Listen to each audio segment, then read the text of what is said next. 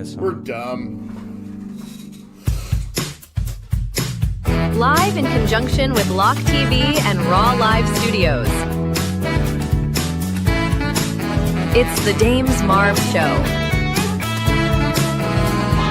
With Frankie J.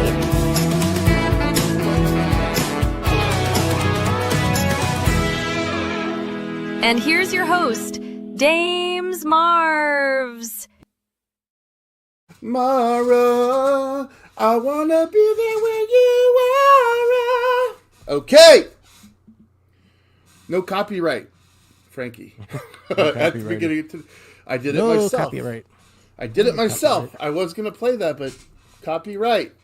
I knew you had don't own it. All right, so welcome back to the Dames Marvs Show. I got Frankie J. It's gonna be opposite for me, but he's right there. He had a mental day off yesterday, so I haven't spoken to him until today. Welcome back to the show, my friend. How are you? I'm good. Needed a mental health day. He's good. They work. I'm beyond excited about today's guest, which we'll get to in just a moment. But for those of you tuning in, I see there's 8 of you so far. Give us a like. Come on, like it. Why don't you push this out into the algorithms? We need more people to view this because it's going to be spectacular. We got me, we got Frankie J, and we got, well, I'll tell you in just a minute who we got. But you probably know because you've seen the advertisements. Frankie, this is a show that's the wildest corner of the internet. Did you know that? We talk shit. We crack jokes. Yeah, for sure. We bring on guests from time to time. Actually, we always have guests. So no particular agenda except having fun. So everybody have fun. Make sure that you have fun. We'll talk some history stuff. There's no script, no filters, just honest conversation, laughs, chaos, the whole thing. Grab a seat, kick back, just enjoy yourselves. This is the place where anything goes and everything is worth talking about. So let's get into it. Frankie, let's talk about some birthdays today. Okay. You know who I wanted to bring up first? You're going to tell me. How about some Joan Baez, the singer? She's 84 today. What's her one-hit wonder? One-hit wonder? Joan Baez? I'm just kidding. Fairly offensive. That's fairly She's offensive. beautiful. I like her. She is beautiful. 84. Wow. Happy birthday. Man, something is wrong with me. This one might be she's more closer to your age. This is do you know who that is? I know her face. That's Kate Middleton. She's royalty. Okay. I like her left eyebrow. She's Yeah, that's a nice one. I like her right ear. Now that we're talking about it, now that we're into it. Her nose is nice too. 43. She's young. And now we got the crook. Or he wasn't a crook. I don't resign, now I resign. Richard Nixon's birthday. Happy birthday, Mr. President. He passed away. He was born in 1913, but he passed away, Jeez. I think it was 1994. But January 9th was his birthday. Happy birthday, Mr. President. Rest in peace. Yeah. Crook. And then we got, you know who this is? That's Gilligan. No. I mean, well, that is Gilligan. But do you know what his real name is? No. Bob Denver. This is Bob Denver. Of course it's Bob Denver. He was born in 1935. Passed away in 2005. Of course, most known as his role on Gilligan's Island. He played Gilligan. I love Gilligan's Island. What a weird show. Whose idea was that? Like, just we could have an entire episode. I mean, where we just talk about the show was confusing because if you have a mad scientist genius, why can't they build a boat and get the hell off the island? Well, because but they could talk through coconuts. Gilligan foiled everything all the time. Okay, well, do you know who this is? No. That is Jimmy Page. Oh well, he's really old. He's 82, as a matter of fact. Still jamming. Still jamming. Cramming and jamming. I know you know who this is. Oh, of course. Played in Oz. The original. It's J.K. Simmons. Yeah, played in Oz, one of the original HBO series. He is 71 years old today. Happy birthday, sir. Happy birthday. And then I think one more I got for you. Okay. Somebody I know. Do you know who that is? No. Really? Yeah, I don't watch a lot of TV. I watch movies, but I don't remember That's names. Dave Matthews. Okay, well, I wasn't a huge Dave Matthews fan. He's related to you. I've seen him. Yeah, I know. There's a lot of people that have my last name. He's related to you, so I figured you would know. Dave Matthews is 58 years old today. So happy birthday to those folks. I feel bad now because I like Dave Matthews. I've been to a couple of his shows and had a fantastic time. I'm just not one that follows him like I would Tom Petty. Well, to be fair, Do you I'm get putting you on. Yeah, I'm putting you on the spot, which I often do. Do you know what state this is? Wisconsin? It is not Wisconsin. Anyone in the comments know what state this is? Why do you do this? Feel free to take a shot. Can't Google it. What state is this? How do you Google that? You'd have to do a reverse. I suppose you just image pull up a search. map and go, okay, that's what it is, right? Oklahoma? Not Oklahoma. Remember, Oklahoma's got it's the. Yeah, I don't know. I know one of these days I'm going to show Oklahoma and you're not going to know it. And I'm going to be like, Probably not. every time you Looks guess like Oklahoma, it looks like a Midwestern state. A Midwestern state? All right, we'll go with that. It's not, but we'll go with Okay, whatever. that. You know what? We'll table it for now You have to. because I like to give everybody an opportunity. So we'll come back to this. Not Wisconsin, guys, and it is not Oklahoma. You got 48 guesses left. All right. Do you know who this is? I do. You do? Oh, well, that's awesome. This, of course, is Jack, as we know. Jack But O'Lantern. this is interesting because this is probably the last thing that he would want me to bring up in regards to who our guest is. This is, of course, the famous meme of the dancing pumpkin man. God, I should know what year this was. I want to say 2008, 7? 19. I think it was 19. No, well, I think what I showed you, 4? 20. 2004? 5, 6, 7. 18. All right, yeah. Anyway, I 17. don't want to give away his identity, but Well, I mean, James, you're a horrible, horrible person. I kind of, yeah. We'll do that. And now let's talk about our guest. How about that? We got, guys. I don't even know where to start with this cat. He is, he's a musician. I like musicians. He's a musician. He's Frederick Julius. We'll get an explanation on that. He is an improv comic from Second City, Chicago. He is part of the mixtape. He's owner and proprietor of Sick Picnic Media. He is the Dancing Pumpkin Man. He is. But he's written books too, and I respect. He's written children's novels. I love it because I wrote a novels. book. Children I don't wrote a read book. novels. I know how hard it is, and that's Children's impressive. books. All right, and he's got a new philosophy that has just tickled my nuts. So I want to talk to him, and go ahead and bring him up, Frankie. Without further ado, you guys, this is Matt Geiler. Uh-oh. I know the echo's back. It comes and goes. Wow. How you doing, sir? I'm doing a lot better since you brought me on by saying that I tickle your nuts. Jeez. I can't. That's probably the best way I've been brought on to anything. This guy tickles my nuts. I love it. Can I give you a message from my brother? I'm a nut tickler. Yes. What does Dane have to say? I told him that I was going to be interviewing him today. Yeah. He said, "Would you tell him Dane misses you and your toxic masculinity?" That has to be a joke because I've spent my life trying to avoid not just toxic masculinity, but almost all masculinity.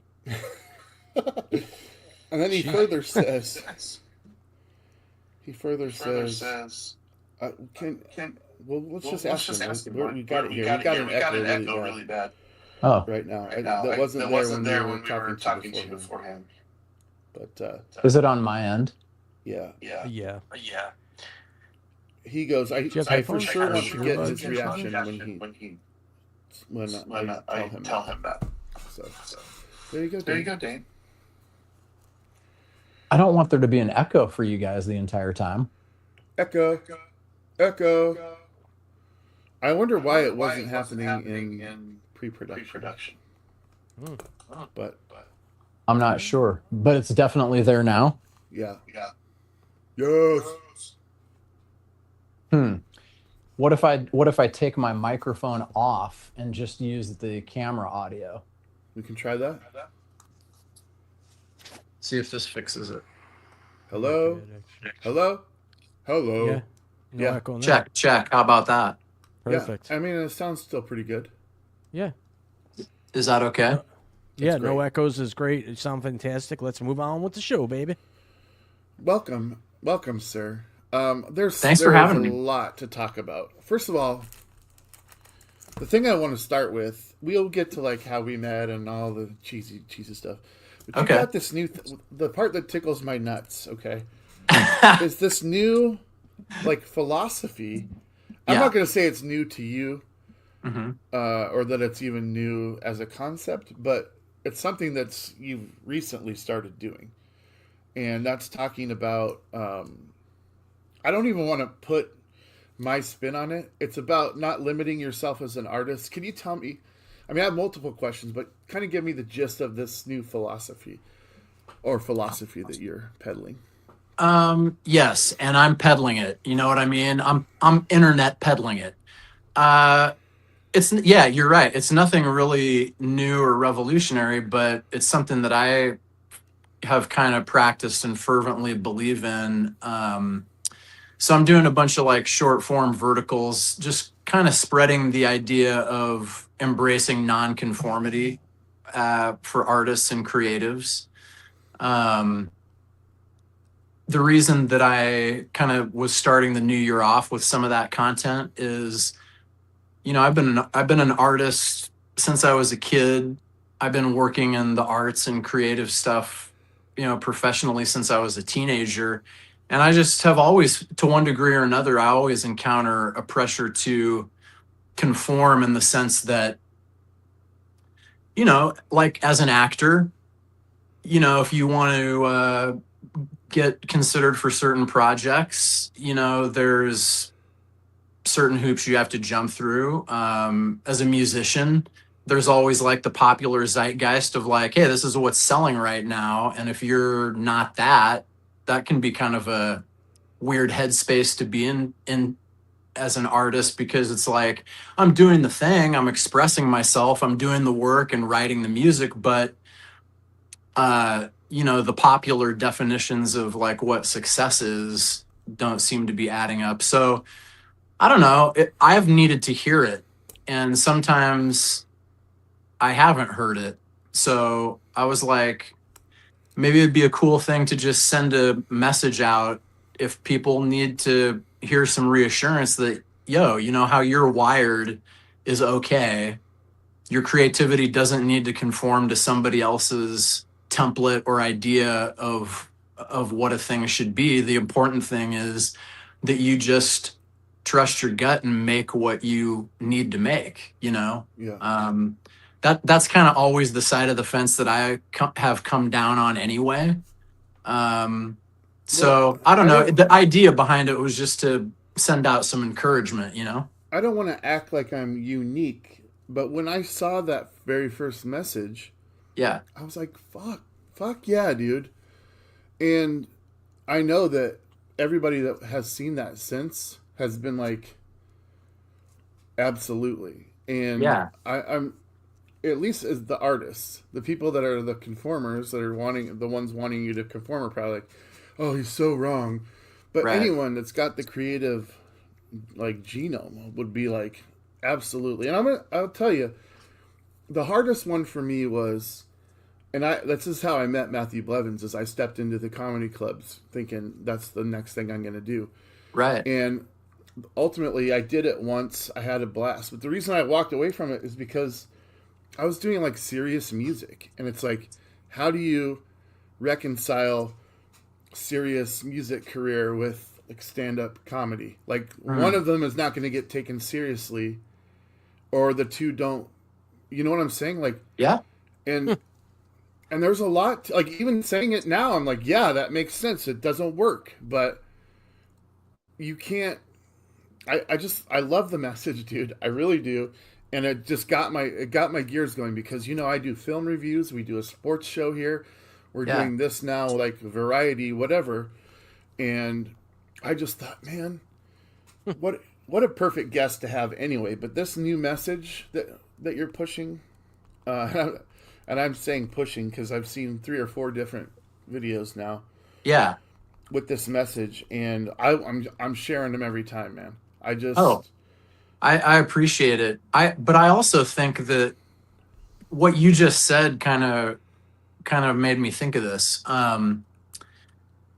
It is important that I think it's important that you say it, but then for me, I think in the first video I said something about it is a mantra kind of that I repeat to myself is like sometimes I mumble it out loud if I get in a really bad way, hey, take a breath, Matt, your creativity does not need to conform. It's just you do you, relax and keep going.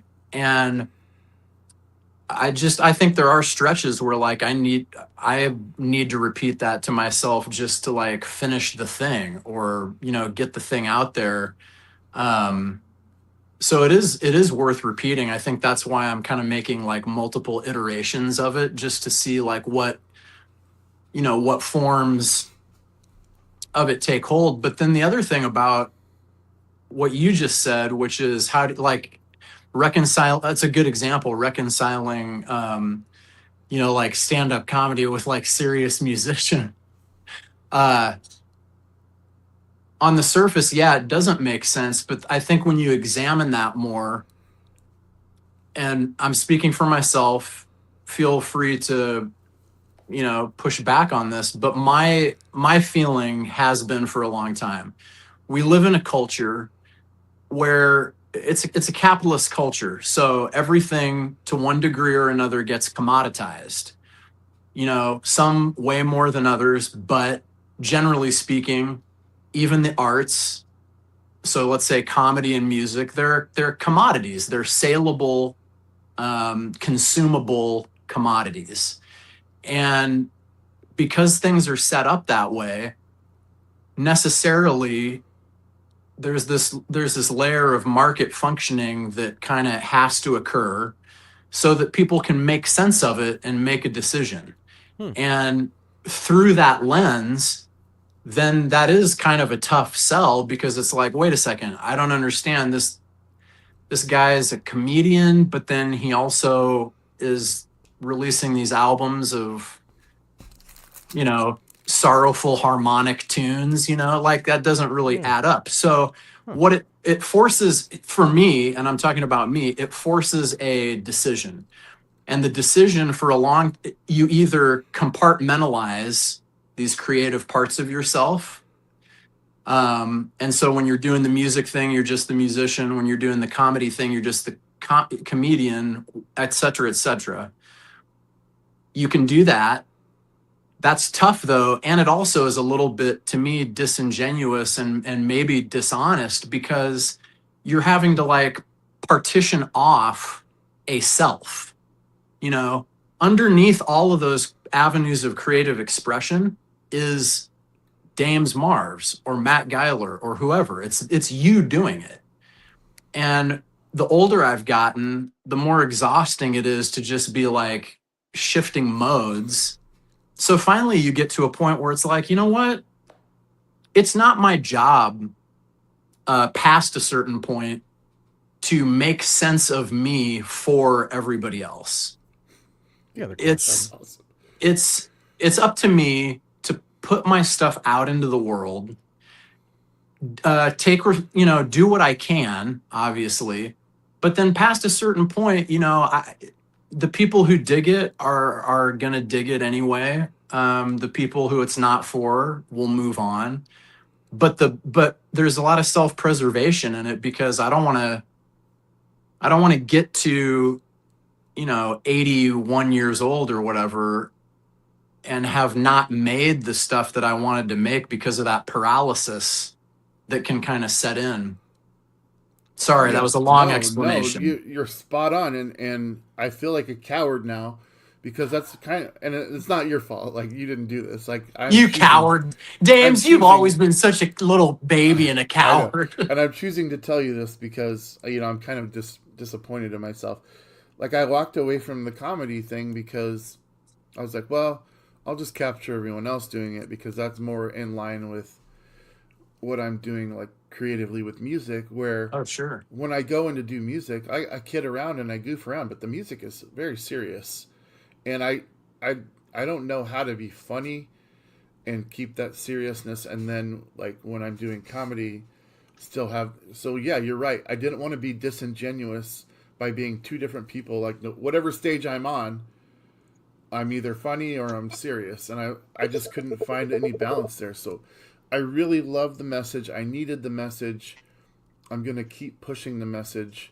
Thank you for explaining the message. And here's the thing, Matt. I imagined when I saw the first clip that I know that you have clients for which you do a lot of different various, like, animated things, and that it's not always like what exactly you want to do, because if they're your client, you kind of have to do what the client wants to do. And then I imagine you being one of the more ambitious people in music. I mean, this was what, like, your sixth album? Seventh. But okay. And so it's like, no. I know that this is a priority for you, Right, over what your client wants, but your client's the one paying you, and you're usually paying to do this. Right. So I was like, did he get to a point where he just snapped because of all the different expectations, and he's found this new thing? But I think you explained it really well, and it actually makes me even more happy and proud of you that you did it because you think other people need to hear it. Yeah, So, it was that was good. I mean, I think it's just kind of not a shot in the dark, but I'm a creative guy, and I realizing how often I need to, like, self-encourage, or how good it feels when somebody steps in and is like, way to go. I see you doing your stuff and making it kind of regardless of the consequences. My assumption was just like, oh, there's probably, maybe some other people out here who might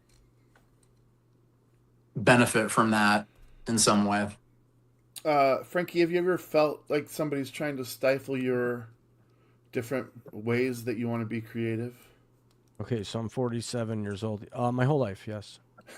So this resonates with you as well. I mean, shit. I mean, look at, if you want to give you a emotionally honest answer, as you would call it, I have been tortured, judged, chastised, whatever words you want to use to describe, put out of the circle, because I would either be truthful or see things that could be done in an easier way, more efficient way to make things easier for everybody around me. This is going back into when I was in restaurants or whatever job I might have done.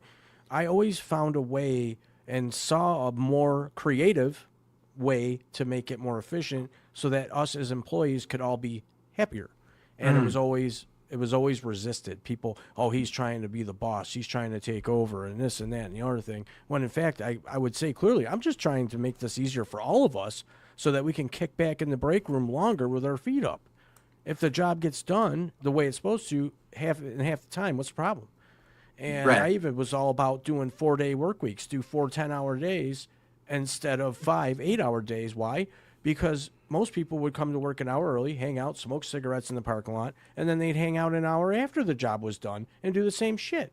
And I was like, well, we're already here 10 hours a day. Make it 4. We get 3 days off. I was the only one that voted for that on that contract vote. So I get it, yes. That's the answer. All right. Well, Do you feel me? I feel you. Feel you. Am I I wrong? feel like there's a lot of anger pent up. No, there. it's not anger. It's just years of knowing that I have talent in ways that might not be musical. I mean, I did write a book, haven't published it yet. It's going to take me some time. I have created sort of a brand in Raw Live and Raw Live Productions and studios and all that stuff. But it takes work. It's a lot of time. It's a lot of mental investment. And when you have people around that want to help you, and they're like, this is talking past tense, okay? That want to be a part of it. They want to be part of it, but they don't want to be part of it. They don't want to do any of the back check work where editing or hanging out, getting things set up, spending money. So yeah, I've felt this resistance my whole life, but I think as time goes on, like Matt had said, you get to a point where you're just going to do it the way you want to do it, and whoever takes it, and who doesn't, whatever. It's a free world, man. You don't have to like everything. I don't need everybody to like me or like my product. If they like it, they like it. If they don't, they don't. For sure. Yeah, Frankie, you can't publish a book while you're doing the Dames Marv show. You just can't. Why not? Oh, cool. I want royalties. Let's go ahead and shoot the whole philosophy right in the face. Unalive it. I like how you just turned into like a total overlord. Right? Yeah. No, to be fair and clear, I've never not been an overlord. What? Never Really? not been an overlord. I mean, I All can. right, so there's a lot to talk about here, but I want to talk about some of the things that we haven't really talked about before. Okay. And I know that I want to say you're the owner, CEO of Sick Picnic Media, which is a company that you started with your wife. Yeah. Where am I on that? Is that good? Tell me about what that is and what you guys do. That's absolutely correct. So Sick Picnic is here's how I describe it. Sick Picnic is a boutique 2D animation and music production studio that Jen and I incorporated in 2016. Probably the largest. There's two halves to it. There's like a client-facing half where we do animation for clients, and then there's like a studio side, and it kind of is also the umbrella for like studio projects that are more creative, personal stuff that we like to do. For the animation side, that kind of breaks down into two things. It's probably about 60% corporate clients where we do like somebody, our niche is maybe somebody needs like ethics and compliance videos or sales enablement content or something like that. And somebody in the organization has made the decision, hey, we don't want this to be the normal thing. We want it to be kind of funny and engaging so that our employees don't hate having to do it. And so then we kind of end up getting that call because we can do the animation, but then it's also informed by like, actual comedy and stuff like that. And then the other half is, so there's that corporate clientele. And then the other half seems to be, just like people who are in entertainment, they probably don't have budgets to do like a completely 100% finished broadcast ready pilot of something like an animated series or something that they're contemplating, but they do have a budget to do like a 7-minute short proof of concept or like a really robust pitch Bible that's really built out, like the world and the characters and all the episode synopses and all that kind of stuff, so that they can take those materials and pitch them to production companies, studios. That's really cool. That's kind of the gist of what we do. So that they can get a budget. Well, what's really cool about that is because there's people like me and Dames that are, just getting into the business of, podcasting or broadcast, whatever you want to call it. And I'm looking at your website right now, and it's legit. Like, this is some really good stuff, and you're dabbling in all the different categories of what people like us or people in the huge market need and desire. It's awesome what you do. I'm just Thanks, checking man. out everything here, and it's a fun website, and it's just everything that you would want if you're looking to build something cool. I like it. And that's cool I mean, I'm glad you like it. Kind of the idea behind the company generally was, I'm not like I have entertainment, I have experience in the entertainment business, but as I go through my life and work with artists and creatives and people that, want to make stuff, including myself, a hiccup that often presents itself is like, okay, but where do I start and how do I do this thing there's really no like path or a linear thing of like do 1, 2, 3 and then this will occur. That's not how the business works. So one of the ideas was like, but I do know quite a bit about how certain aspects of the industry do work. And so like in animation, for example, a big hang up a lot of times is the expense of it. It's an expensive medium, animation. And it's usually the expenses because if you hire a mid to larger size studio, let's say, to execute your concept, there's a lot of overhead because you have animators for sure, but you also have storyboard artists, character designers. You have specialists who do all this stuff, and that adds up pretty quickly. Not to mention that the art form itself is very time consuming to do. So it can stop a lot of ideas dead in their tracks when somebody comes back to you and is like, yeah, we can absolutely animate your pilot episode for your animated series idea. It's only going to cost you $380,000. Right, right. And Like, they're when I hear that, I'm like, I'll go find something else to do because it's going to take me, a number of years of living on toast to even begin to think about doing that. So where Sick Picnic kind of comes in is like, yeah, but fortunately, if you don't have that kind of money, you can still get something pretty robust together for a budget that's not that, but that'll look really good. It'll have an impact, and you can take it around and try and get a production partner and try and open those doors. So that was kind of the thought behind it. Final question on where did the business company name Oh yeah, Sick Picnic. How did that come about? Okay, dude. So flash backward to the mid 80s. Okay. My brother Mike and I are growing up on a farm. There's not a lot to do. We're kind of out in the middle of nowhere, just trying to figure out how to make records in the bathroom, using the tile of the shower as a natural reverb chamber. And we have no idea what we're doing, but what we do have is, in the parlance of the day, if something was cool, oftentimes you'd be like, oh, that's sick. And then so Mike and I are just like running around like, oh, that's sick. Oh, that's sick. Oh, sick, dude. Oh, that's sick. And at some point, just in our personal dialogue, we started referring to things that we really dug like extra. If something was extra sick, then that became like a whole picnic of sick or a sick picnic. And so then, I don't know, I think we're like, maybe like preteen or maybe like, 12 or 13 or something like that when we start just like being like, oh, it's a sick picnic. And then later on when we started our music publishing through BMI, we called it Sick Picnic Music. And that was kind of the birth of it. And in our heads, it was just like Sick Picnic is just like an umbrella term for like anything that's fun, cool, kind of offbeat, eclectic.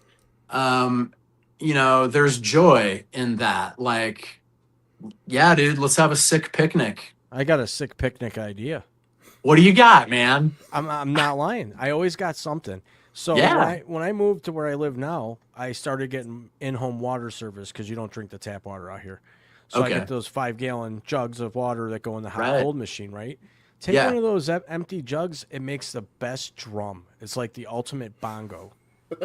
I Nice. swear, I caught myself the one Sick. night sitting there and just I kept playing. I want to grab it right now, but I don't want to jump off screen and look unprofessional. It's right there too. I can grab it. See, but you know what? That's great behavior. That's great creative curiosity because love it. honestly, how many people are going to, maybe children, but how many adults do you know are going to grab that thing and be like, you know what? Before we get rid of this I or got fill it back up, let's test out the acoustics. the acoustic quality of it. Do you want to hear it? I'll grab it. It's awesome. It's I do amazing. now. At this All right, I'm point. grabbing it. I'm just gonna do it. All right. We have no rules. I'll be right back. There's no rules. Get it? Get sick. You knew it was going to happen, Dames. You I get me mean- on this show, it's going to derail the whole thing. I love it though. Here it is. Why, that's a water jug. This one's a deluxe because it's got a handle, which makes it Oh, even that is- sweeter. that's right? quite So, deluxe. Yeah, it is. dude. Pleasant.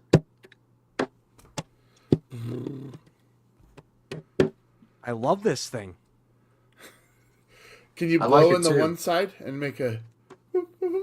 Oh yeah, No, it's just it's all one of those- fucked up. Yeah, Well, it just sounds good though. we I like tried. it. I like I it. tried. God damn it! At least I did that. I'm on your page, Matt. At least I tried. Matt, can you help us out? Look, man, it's got to be either Oregon or Washington, right? It's It has to be. I think it's Oregon because That's the stupid. top border of California is a straight line. It's Oregon. Look at Good that. for you. I'm Trying to from study it. about right here on the Washington Okay. side. This line at the top here is the Columbia River. Just so you Oh, guys know. yeah, okay. Very good. Of course. Matt Geiler gets it, everybody. Look at that. 8th grade geography Look at that. stills got it. Yeah. You guys know what the capital of Oregon is? Portland. No. It is Think witches, but on Salem. there you go. There you go. It shouldn't be Salem. You're right. It should be Portland. It should be Portland. All right. All Sounds right. right. Let's. We got way more to talk about, but let's get to some just some debauchery, some chicanery, if you will. Some debauchery. Sorry, you Wow. don't I like think my I tone. know what your answer is going to be to this because I think it's the same as mine. Okay. So I'm going to let Frankie answer first. Okay. If you could bring back one musician who has passed away to live out as long as you're alive before they pass away again, who would it be? Frankie? You're muted or something. Whoops, my bad. Go ahead.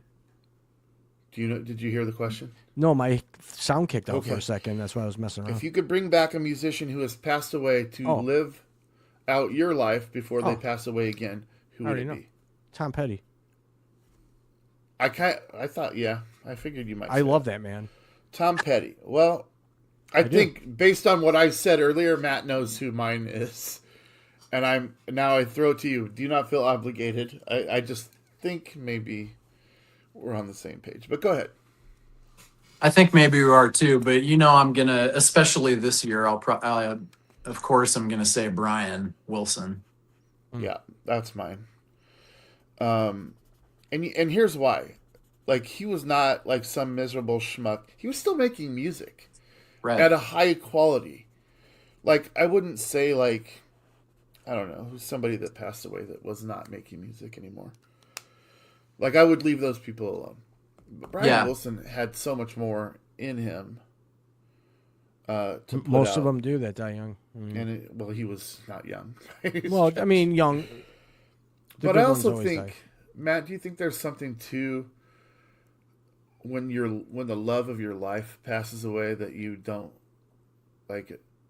you don't necessarily stay too much longer, especially when you're elderly. Is there something? Oh, to yeah. that? I mean, I don't know. I don't know how you quantify it, but I mean, stories like that all the time. I know a lot of people whose parents or grandparents or something, they've been coupled for a long stretch of time. And so it seems to me anyway that there's kind of like an intertwining of soul to such a degree that it's like, this what especially if you're at the kind of the ending phase of the human lifespan. I think it'd Yeah. be pretty easy to just be like, well, what's left really? You know what I mean? Well, yeah, and the example that I'm giving obviously is Melinda Wilson passed Yeah. away in Yeah. January of 24, Right. and then Brian made it to June of 25. So, Yeah. I mean, I don't think that, I think there is something to that, is, your soul just Mhm. kind of breaks a little bit. And that hurts me even more to think that, knowing the torture that he went through in his life anyway, Mm. that he had to have any more after he found the love of his life. Sure. Sure. So let me just plug it. If you have not seen Love and Mercy, you owe it to yourself to go and check it out. It's not a perfect tale, but if you don't really know anything about Brian Wilson and the history of the Beach Boys, it does a pretty good job of explaining. All right, I Matt. saw the Beach Boys live. Did you? Yeah, when I was a Did you young see kid. Mike Love and the Schmoes? Yes. Or did you actually see the Beach Boys? No, I saw the Beach Boys in Buffalo. With downtown Brian Buffalo. Wilson? Yes. Way back in the day. I was young. We'll 90s. fact check you on that, Frankie. We'll get to it. Well, fact check maybe you. I don't know. Maybe I was young though, so I don't remember the names. But well, I that's saw okay. them when I was super young, and I'm 47. And I mean, I'm they talking. definitely played together during your lifetime. They definitely did. then it was them. Okay. What was Matt Geiler like as a grade schooler? Matt Geiler was pretty busy, and the busyness could veer from it could veer into kind of getting in trouble. It kind of depended on where the energy was kind of directed, I as a little kid, I was always like making stuff. I was always wanting to make stuff, trying to make songs. I wrote a lot. I wrote a lot of plays. I roped my reading groups into doing these plays in our grade school. I was, we had a handy cam at home. I was trying to film stuff. I was always writing stuff. Doing voices, doing characters. Kind of, I don't know, kind of the same stuff I do as an adult, but just in a way where I needed a lot more help and a lot more encouragement and a lot more direction. And sometimes you would get lucky. Sometimes you'd get like a teacher or something who was really like, oh, I know how to funnel this in a way that's not going to disrupt the entire class and also, be good for the kid. And then sometimes you would get a situation where it was like, sit down, be quiet. I don't want to hear any more about this. And if it continues, Yeah. I'm sending you to the principal's office. So I don't think I was a lot different at the core. I just think the little kid version of you is so much less self-conscious and less self-aware that it's all spirit, it's all play all the time. So that was me as a kid in a nutshell. And then I think kind of woven in there somewhere, I think because of my because of things happening at home, because of my home life, I think there was also like a thread of kind of sadness, longing to get to another place. Like this isn't going to be the end of the story. There's some other place that it's not here, it's not now, but it's over the hill or on the horizon or something that I need to keep moving toward that's better. So there's also a little melancholy wrapped into that, ebullience. So you're actually leading the conversation right now in Am I? in the direction of what questions I ask, because you brought up something there that I want to address, and that was you said, and I just find this so fascinating because it's not what I know at all. You said the child version is less self-conscious, and I want to bring that up, and it's leading me into this next question, or this next stage of what you do. Yeah. I've never known any version of Matt Geiler to have any problem with being self-conscious. Go ahead, Frankie. I see that you're having issues. But when you, because I've seen it, man. I've seen, and I'm going into mixtape right now. Okay, that's where Okay. that's where we're going, because Right. mixtape you would have to almost have the ability to turn off any amount of being self-conscious because of just what it entails. Yeah. It's impossible to do that and have a conscience of any kind. So for the people, can you tell, so that they know what we're talking about if they have not experienced this, can you tell people what the mixtape is and how it evolved? Because I know that you did, well, we can get through that you did, the Second City Chicago, which you learned about improv. You went on, I know you've never done the televised version of, what's the show? Whose Line Is It Anyway? But Right. you've done live performances of that with those people, Yeah. including Laura Hall and Colin Mockery and Ryan Stiles, Wayne Brady. Yeah. Like, you've gone toe to toe with these people. I wish there was some televised version of that, because I'm sure that you smoked them all. But tell us about mixtape. Tell us about mixtape, and then tell me how. Because I've seen things not work for you before. Yeah. I've seen an idea where you're like, well, I God damn it, I did my best, but and I don't think the crowd really notices. They're like, that was hilarious, or I couldn't do that. At least if you're watching it, you respect it. But go ahead, tell us what mixtape is, and we'll go from there. Mixtape is just a live musical improv comedy show. It's about an hour long, and I create a mixtape with a live audience via, they throw out song titles. I've never heard them before because they're just making them up. And then I improvise those songs in the moment off the top of my head to music that whoever's running the sound has curated, and I don't really know what they're going to play. I would love that. That's great too. I get the song and I'm hearing the music for the first time, which also makes for a lot of chaos because, like somebody will yell out something that sounds to my ear like a ballad or something. And then I'll be like, oh yes, it's a love song or whatever. And then all of a sudden trap music starts playing and I have to, somehow justify it or pivot it. So it's a really like eclectic kind of a hour musical improv set. It is something that I was trying to get pulled up so that we could play a little bit of it, because I have about 2 hours of it on this drive. Oh, man. I will be getting it out so people can see it.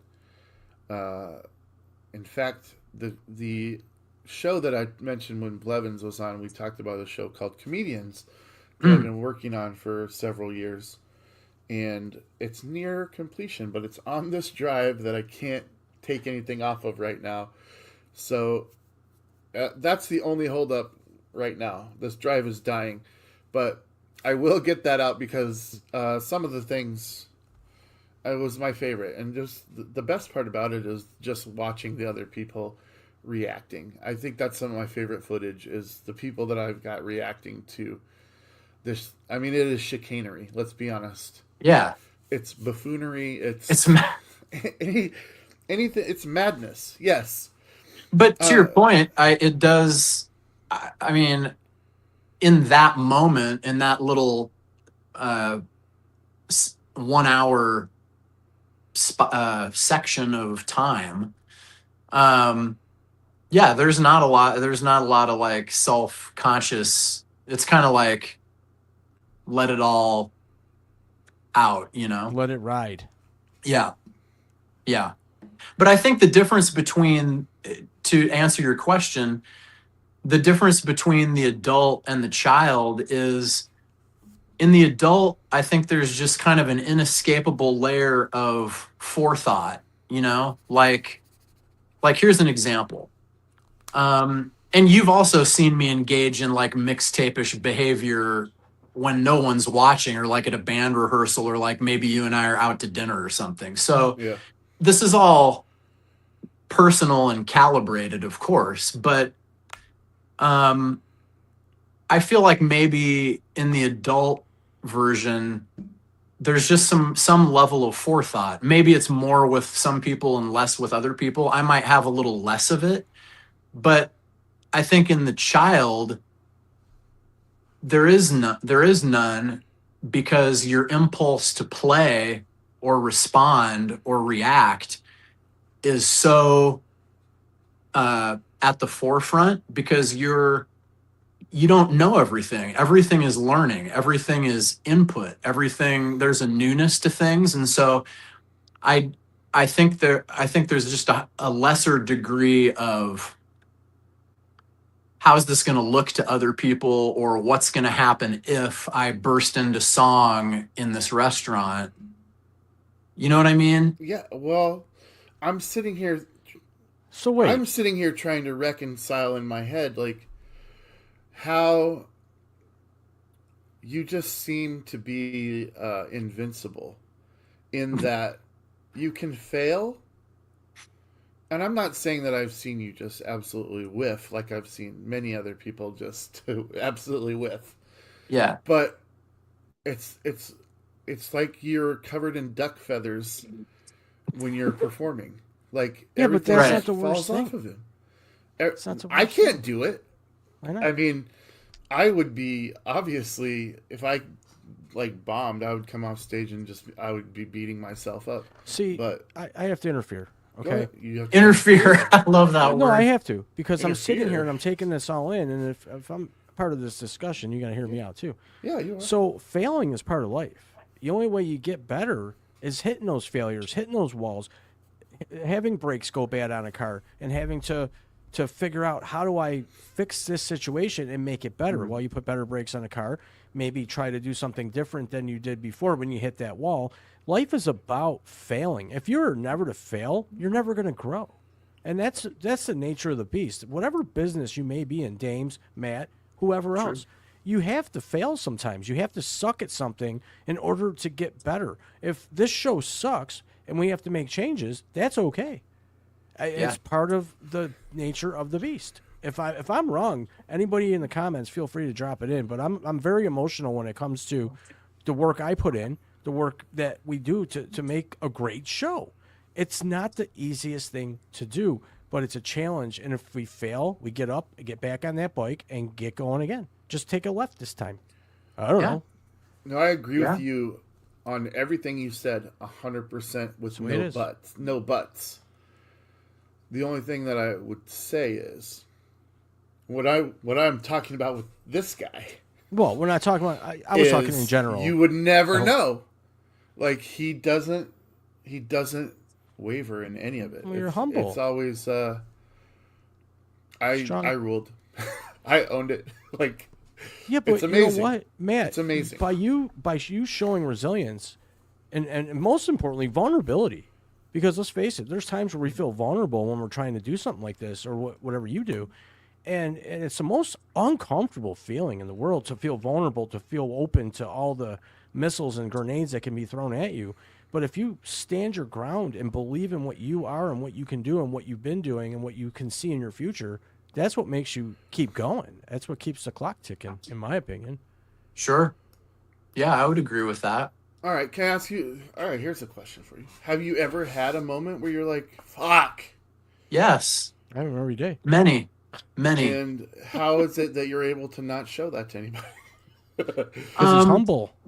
Well, here's one that I'll give you an example of one that has. I mean, this happened. Gosh, this would be almost 30 years ago now. But after college, I moved to New York for a while, and I was doing my acting. I was in an acting conservatory in New York called AMDA, and I was in the studio program there, which was an acting program that was oriented for film and TV. And I wasn't there very long. One of my instructors was like, you'd really probably better be served, doing an MFA program, Master of Fine Arts, doing like an acting program at, like one of the big schools. And she had a friend. This is why this is an epic fail. To borrow a term from 2012. It was a sick fail. Yeah, it was the sickest.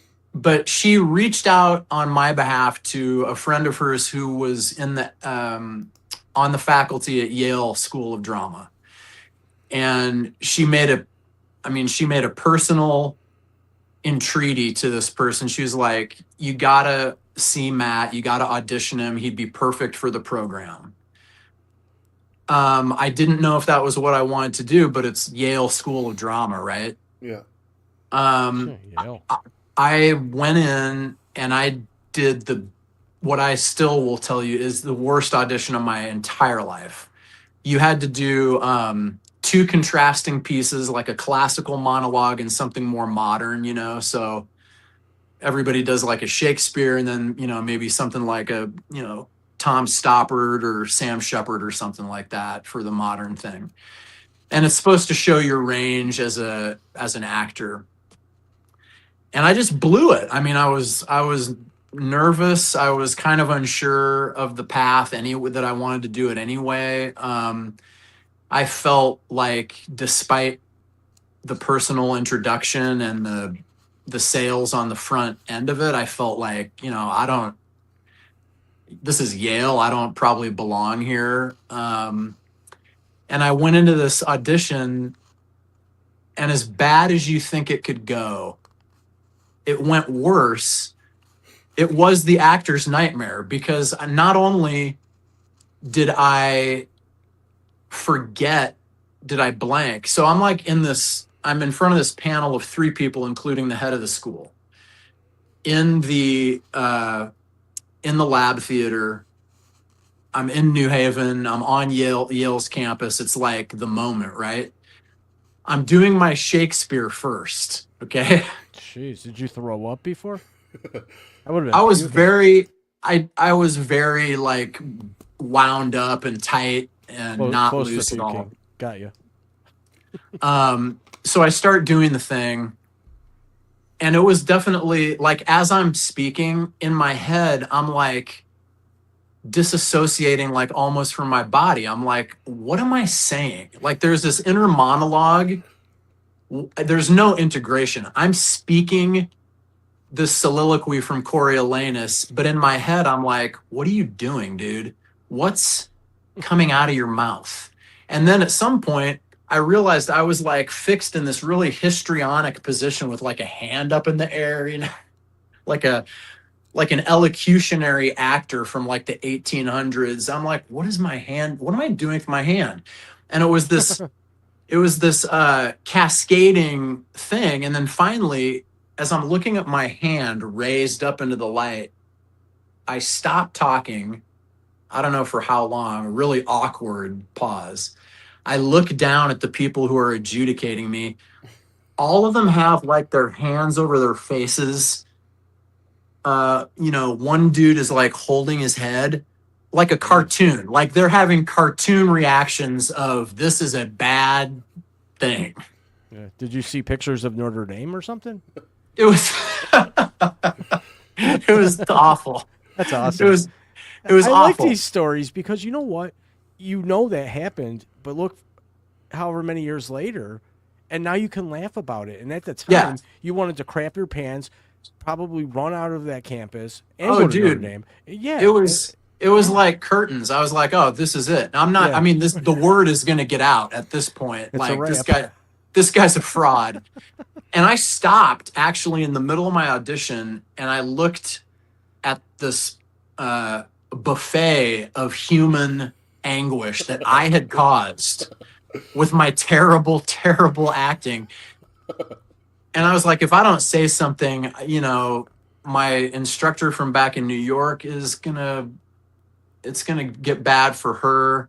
So I just stopped and I just kind of took a breath and I was like, I looked at the main gal and I was like, I need to stop. And You already did stop. and they're love just it. like their eyes get a little wider and I'm like, Yeah.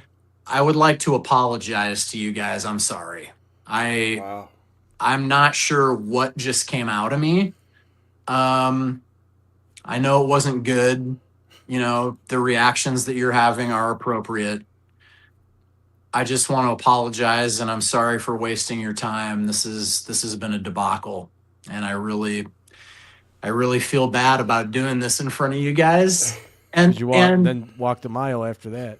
and the weird thing was though, when I did that, they seemed to soften a little bit and they still weren't pleased and I knew I wasn't getting in. They're not going to let me in. But the main gal was like, well, do you have like another piece that you might want to show us or something? And I was like, no, the other piece is actually worse. It's going to be worse. That's all right. And you I know, would've said, yeah, it's they're in my car. kind of laughing a little bit, chuckling, you know, so at least the mood is lightened a little bit. That's good. And Now, and I, as you were telling that, I envisioned like somebody writing this, and then they're like, "That's part of it." Like, yeah. the whole Someone act probably was made a that movie he was out of really it. bad at it, and Right. then he makes an apology that's heartfelt, that where the acting is actually spectacular and seems real, and then he goes, "And scene," and then everybody's like, "Wow, that was great." Because you had to be. You know what? terrible. That would have been brilliant if I would have had the presence of mind, but I was just so racked up by it that I was just like, the sooner I can get out of here, the better. But that I used that moment to answer your question, just because that's one that sticks out pretty clearly. But you know, you have like Frankie said, there you have a lifetime of those Jeez. moments. I mean, they're all over the place. I think the most important thing is just like, Oh, what did you learn something from it? And what's next? I mean, you can't go back and change it, you know? No, you described that story's every first date I've ever had. well, I got a good story about I was something like, like they're not this. going to let me in.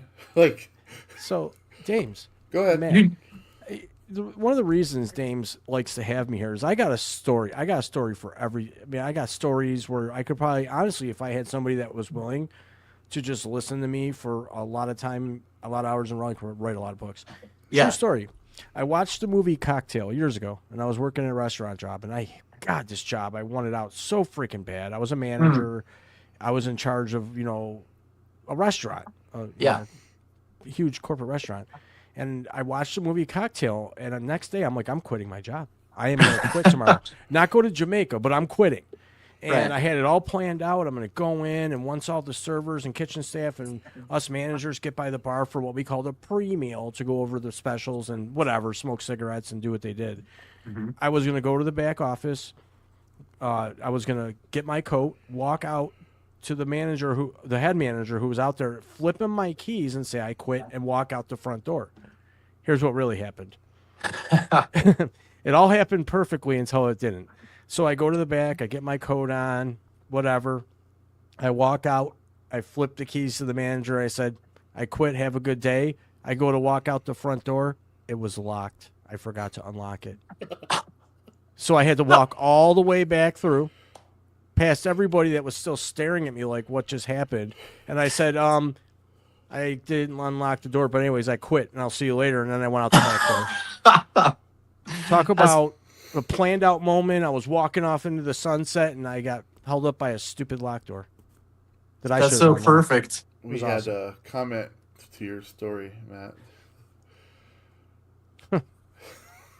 The only thing left to do after that is fall off the stairs. Get them to laugh. That's what this guy would do. Yeah. Yes. Agreed. Well, let's talk about how the acting career went. I think it might have been the last time that we went for coffee. Mm-hmm. I asked you if I could see and hold your SAG card. Well, that's oh weird. yeah. And the reason I'm bringing it up is the SAG award nominees came out today, which is there's no longer called the SAG Awards. Right. They're called the Actor Awards now. Actor Awards. Yeah. Why? And I think like that was I was like, can I take a picture of it? You're like, sure, I guess I don't care. So I'm like, I actually held a SAG card. It's so cool to me. Did you weird him out when you first? Did he weird you out when you first met him? Dames? Yeah. Oh, that's a story. He didn't weird. I wasn't weirded out by him at all. The first time I met you was when you guys came on the TV show for like the Band of the Week or something. Correct. Back in Kilbosby, and because we used to have these local bands on every week to do a couple songs. Oh. And I wasn't weirded out. I just thought it was great, particularly because I was like meeting these people I'd never met, and in particular, Kilbosby, both Dames and Dane were in the group. So there was these brother harmonies that they were doing, that really, I was like, oh, that's cool. So my reaction to him was like, I'd like to get to know that dude better.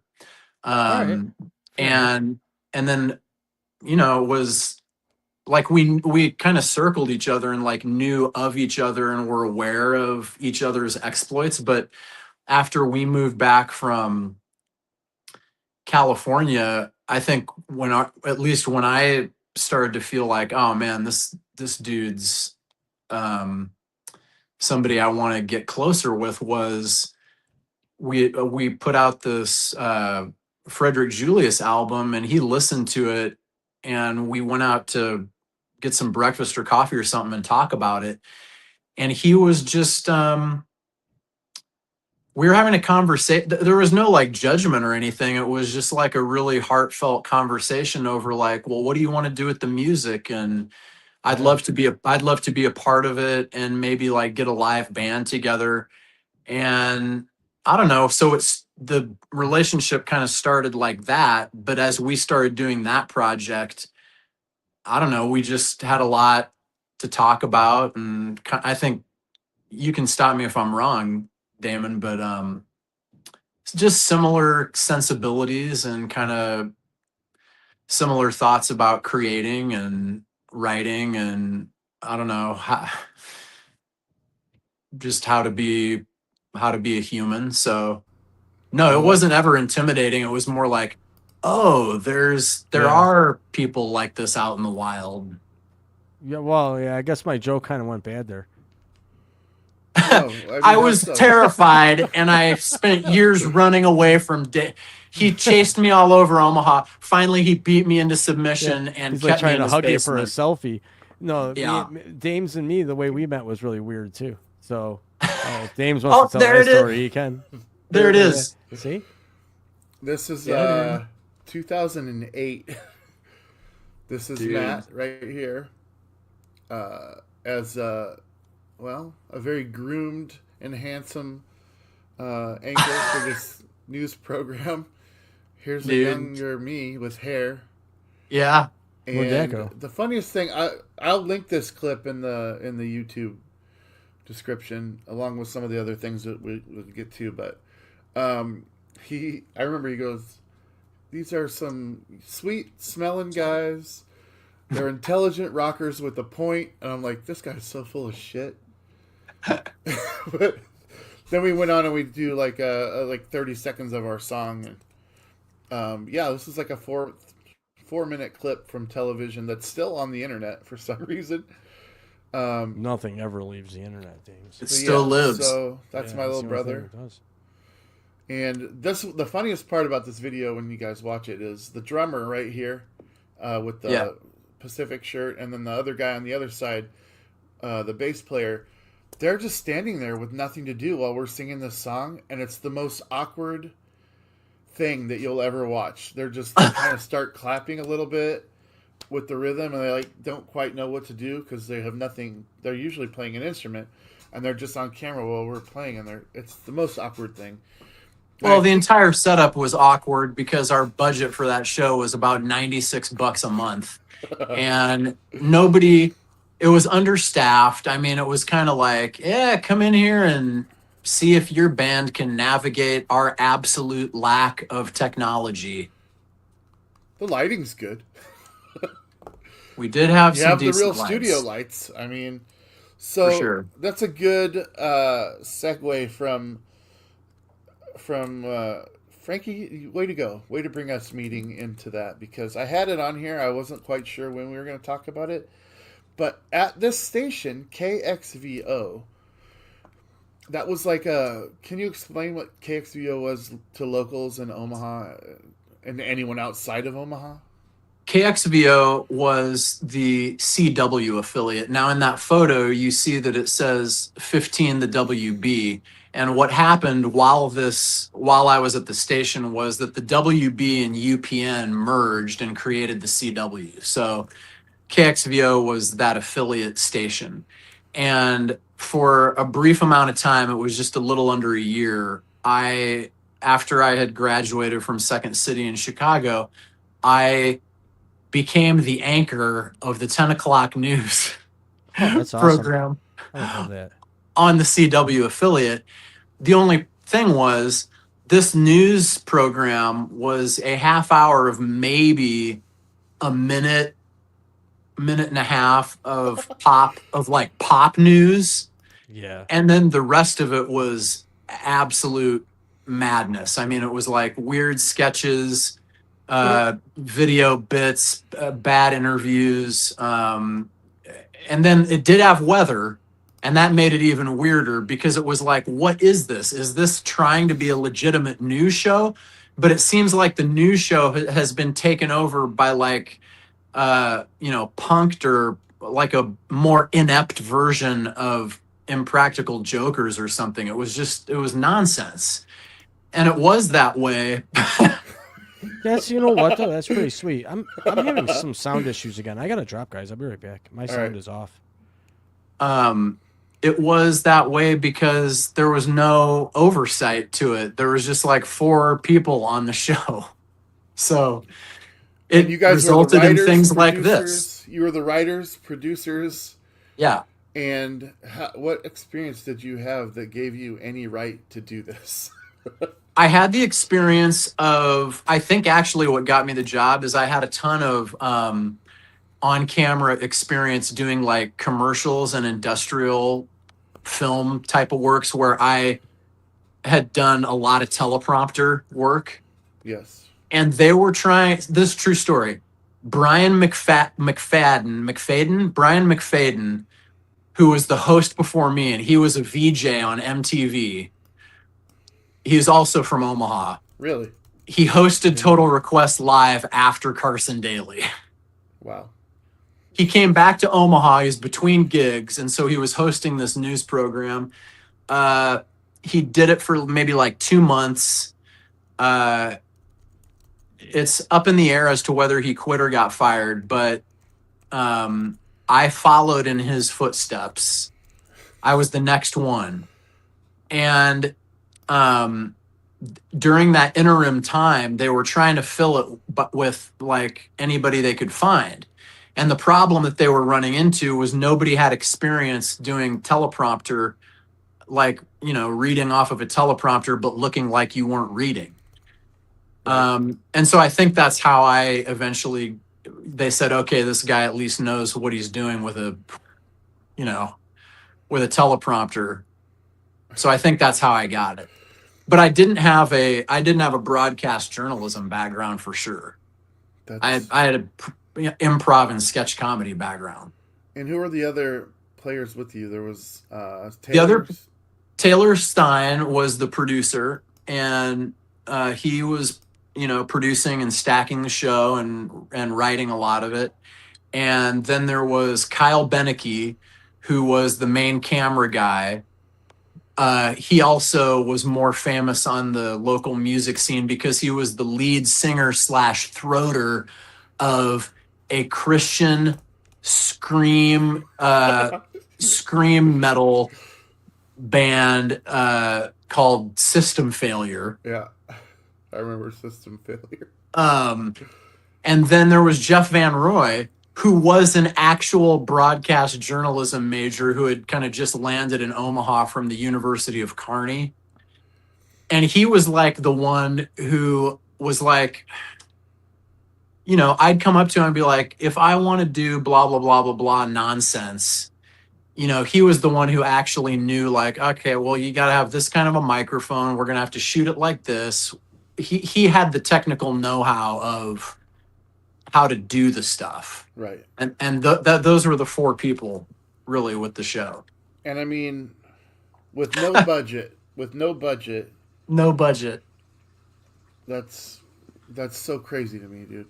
Wouldn't you say that it was almost like a real life kind of UHF thing, but like more bonkers and more crazy? My recollection was it was very chaotic. Yeah. There wasn't really anywhere for us to go other than where we were. Mm-hmm. And it kind of resembled a studio that you would imagine, for like a news thing. Yeah. I don't really remember much more than that. I remember thinking that we were massive failures, though. I remember thinking that we were not great. That's so sweet of you, though, because to think that you were more massive failures than the massive failure of the show and the people making it, it's really kind. I honestly never had that thought at all. I was like, wow, they're never going to have us back here. Yeah, I have to chime in. I know this isn't what defines you as a person, just from talking with you. Yeah. Sorry for the hiccups. I had to reboot my Ethernet cord in and out a couple times to get the sound right. But anyways, this doesn't define you as a person, in my opinion. Just getting to know you in the short time we've been here. But I think it's awesome. I mean, it's more respectable than that of what Hawk Tua girl did, right? Dude, let's use that as an example. I mean, let's be honest. This is awesome. That was, to me, it made me so angry every time I would see a reel with that girl. It made me mad. I'm like, how is this cool? Like, none of that was cool. To me, it was a girl embarrassing herself. And this is like, you have talent in that dance, man. I'm not going to lie. I watched the whole thing. I thought it was awesome. That's what I was going to say. Tell us how this came about. This is the Dancing Pumpkin Man. So this is the Dancing Pumpkin Man meme, and it came about because the nature of the show was we had to go live at 10 o'clock every night, 7 nights a week, and we would just always get to like 9 o'clock, and there'd be a giant hole in the show because we didn't have time or resources to get it finished. Right. And so inevitably, pieces of the show would be just like desperate trying to fill air. And Halloween week of 2006, I believe this was the first when it was created, was one of those moments where it was just like, yo, we got a minute and a half of just nothing to fill, and it's 9:30. The show is supposed to be stacked and ready to go at 9. Yeah. And of course it wasn't, because we go live at 10, and we're like, what are we going to do? We got this black screen nothingness going out of this one thing and into weather. And I'm like, I don't know. Can I dance to Ghostbusters in front of a green screen, like throw up like a graveyard or something? I love that song. And it wasn't even the real Ghostbusters, obviously, because no budget for music clearance. So it was off of a CD that was in the production room of like Hallmark Sounds of Halloween. It was like a knockoff Ghostbusters cover. It worked. And so they did that. I ran up to the kitchen. No, I ran up to the lobby, and that pumpkin head was a decorative foam pumpkin that was in the lobby display for Halloween. And I grabbed it and I cut it in half with a knife. And I jammed a hanger into it to make like a headband on the back half of it. And then I went to the back hallway where there's always a bunch of crap laying around. For some reason, for some other Halloween thing that the other station did, the straight news station, there was like a unitard and then like a ninja hood. Oh. And I put on the unitard and I put the hood on and I crammed the mask down. And literally at like 9:48 or something like that, I was like, you guys film this. I'm just going to dance for like 4 minutes straight. And then, you know, use the best part or whatever in that to fill that time. You know what I mean? So you weren't dancing with music playing, you were just dancing. I was just dancing I was dancing like a French avant-garde interpretive mime. But no music was playing for you to dance to. They were playing the music. Okay. Because I'm like, how do you dance with no music? So Yeah, that's I cool. could hear. Okay. Yeah, I could hear the music. They had it queued up like on the overhead system or Gotcha. whatever, so I could hear That's it. awesome. Yeah, but then when they went to go produce the piece, they dropped in the track, and so it sounded a little better. And then I ended up using just like the first minute and a half of it or whatever. It's amazing. So how did this go viral? chaos. How did this become a thing?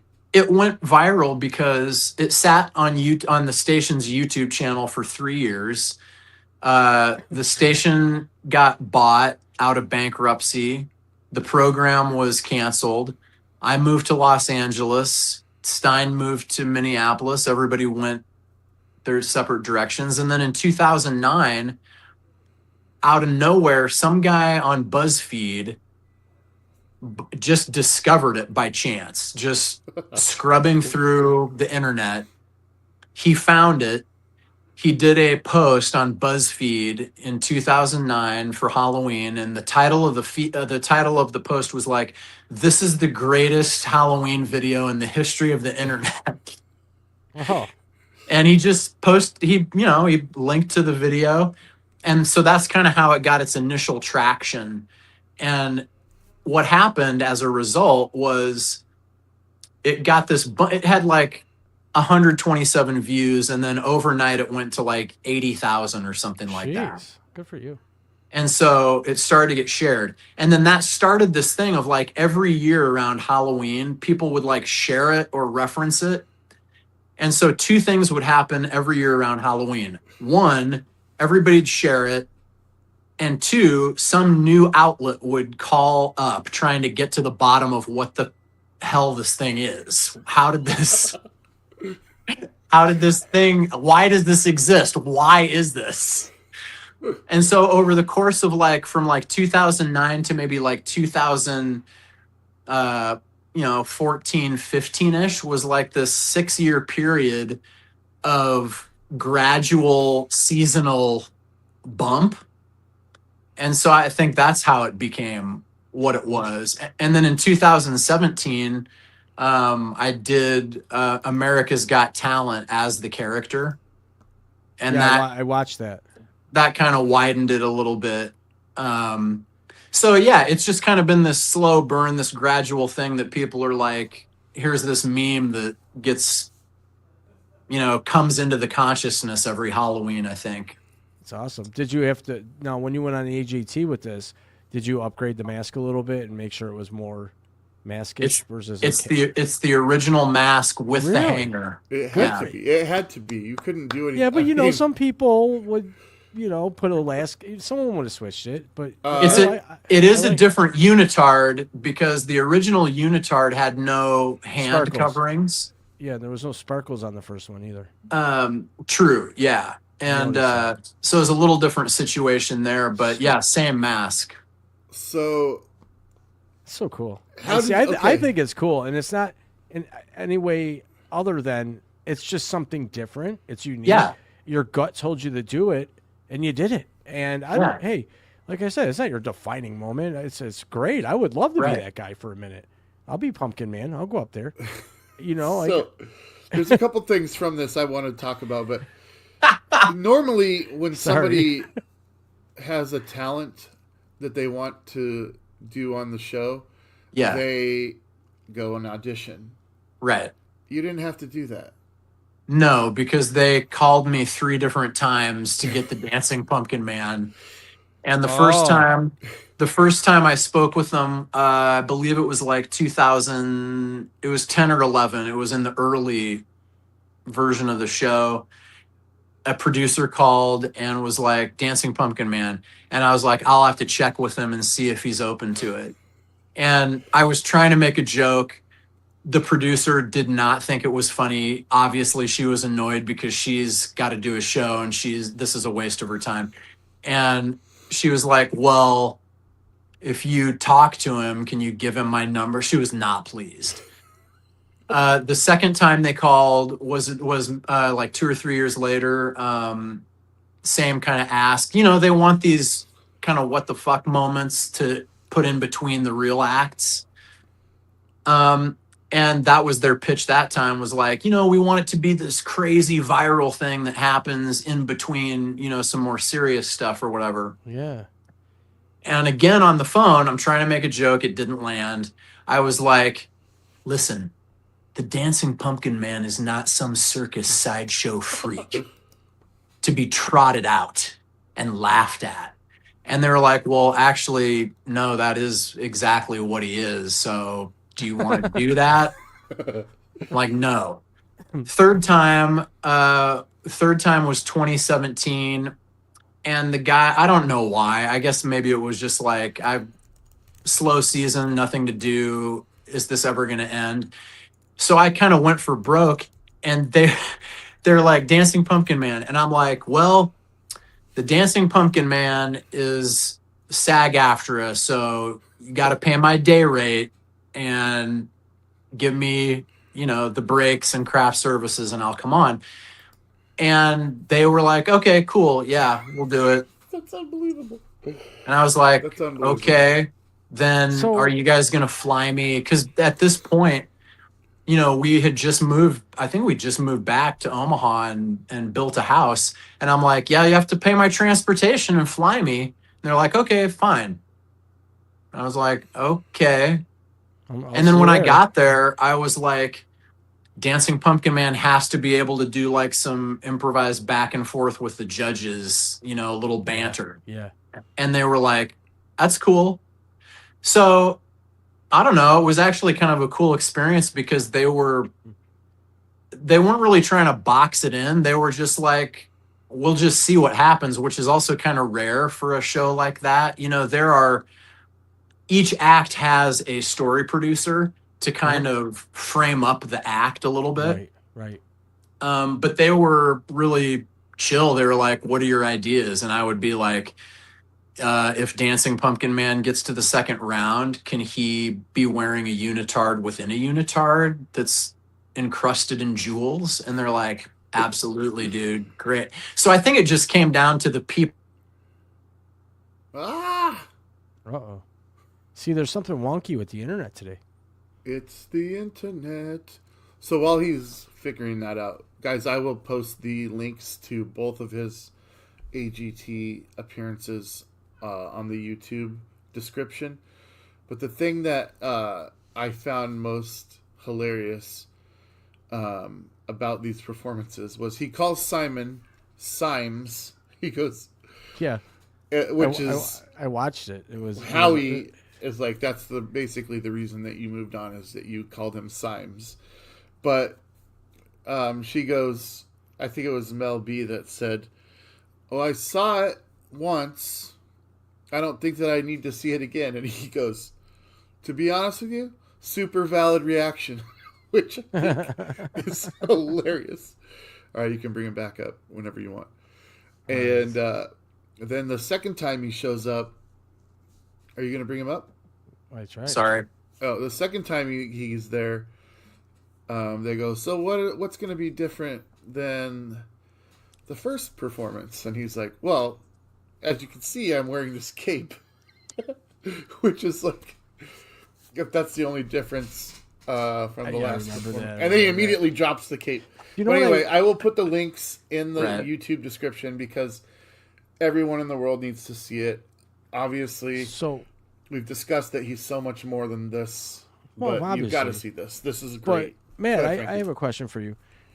So with AGT and all these shows, I was fortunate enough to participate in 25 tapings of Dr. Phil show, and they had what was called the audience warm-up comedian, someone who comes out, gets the crowd ready, tells them when to clap, when not to clap, gives them the hand signals and all that. So essentially, this was like a pre-planned gig where it was you weren't directly performing to advance through AGT. You were just showing up because they wanted some sort of gimmick. Am I hearing that correctly? Or can you not hear me? I don't know. Maybe he can't hear you. I don't think you can hear me. Blink twice if you're in there. It was a good question though. It is. Can you guys Oh, there you go. you guys Can hear me us? okay? Yeah. Did you Sorry. hear my question? I'm not able to hear you guys for some reason. Still can't hear us? I don't know Something's wonky. That's why I had to fix my router a couple times. So it could be this. I can see you guys, but I can't hear I you. wonder So what's sorry. going on. So sorry. So sorry. I wonder what's going on. Hang on a second. Let me dabble here for a minute. How can I fix his mic? Sorry, folks. This is the. Hello? Hey. Yep. Yeah, for some reason I'm not getting sound on my end from you guys. Maybe. Should I dip and try to come back in? Okay, Yeah, cool. Yeah. I'll try to come back in. Yeah.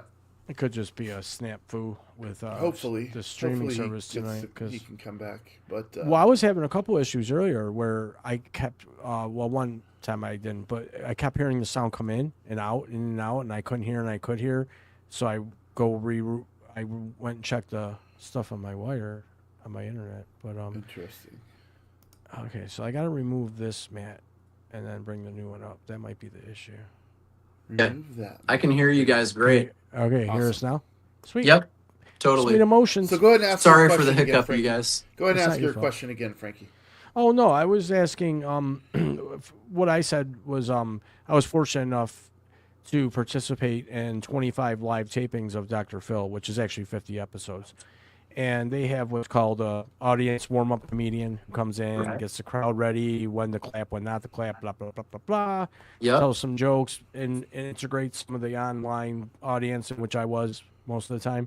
And were you essentially called by AGT to come in and just kind of be the ultimate audience, like between the actual acts they had lined up for that evening, or auditions, if you want to call them that? Were you hired essentially just to kind of come in and do that, be a gimmick to add some fun to the show? Was that your role when you went on AGT? Yeah, and I think the people who called me were at least tangentially aware of the life of the meme, and Sure. so they thought this would be a good thing for that. Okay. The judges were utterly unaware of what it was. That was my next question. Yeah, they had no pop culture, internet culture frame of reference for it. Jeez. So to them in that first round, Yeah. they were like, "What the hell is this?" Yeah, Simon buzzed you real quick. What a dick. Yeah, he buzzed me real quick. Heidi was not a fan. No, it was the second round. She was not a fan. Right. But I think Howie had a good response because of just kind of the back and forth improvising of the banter. Sure. And then Mel B, she just kind of, I guess, got it, and she drew a line in the sand, and she was like, "You have to move him through. You have to." So Simon acquiesced, and that's how I got 3 votes.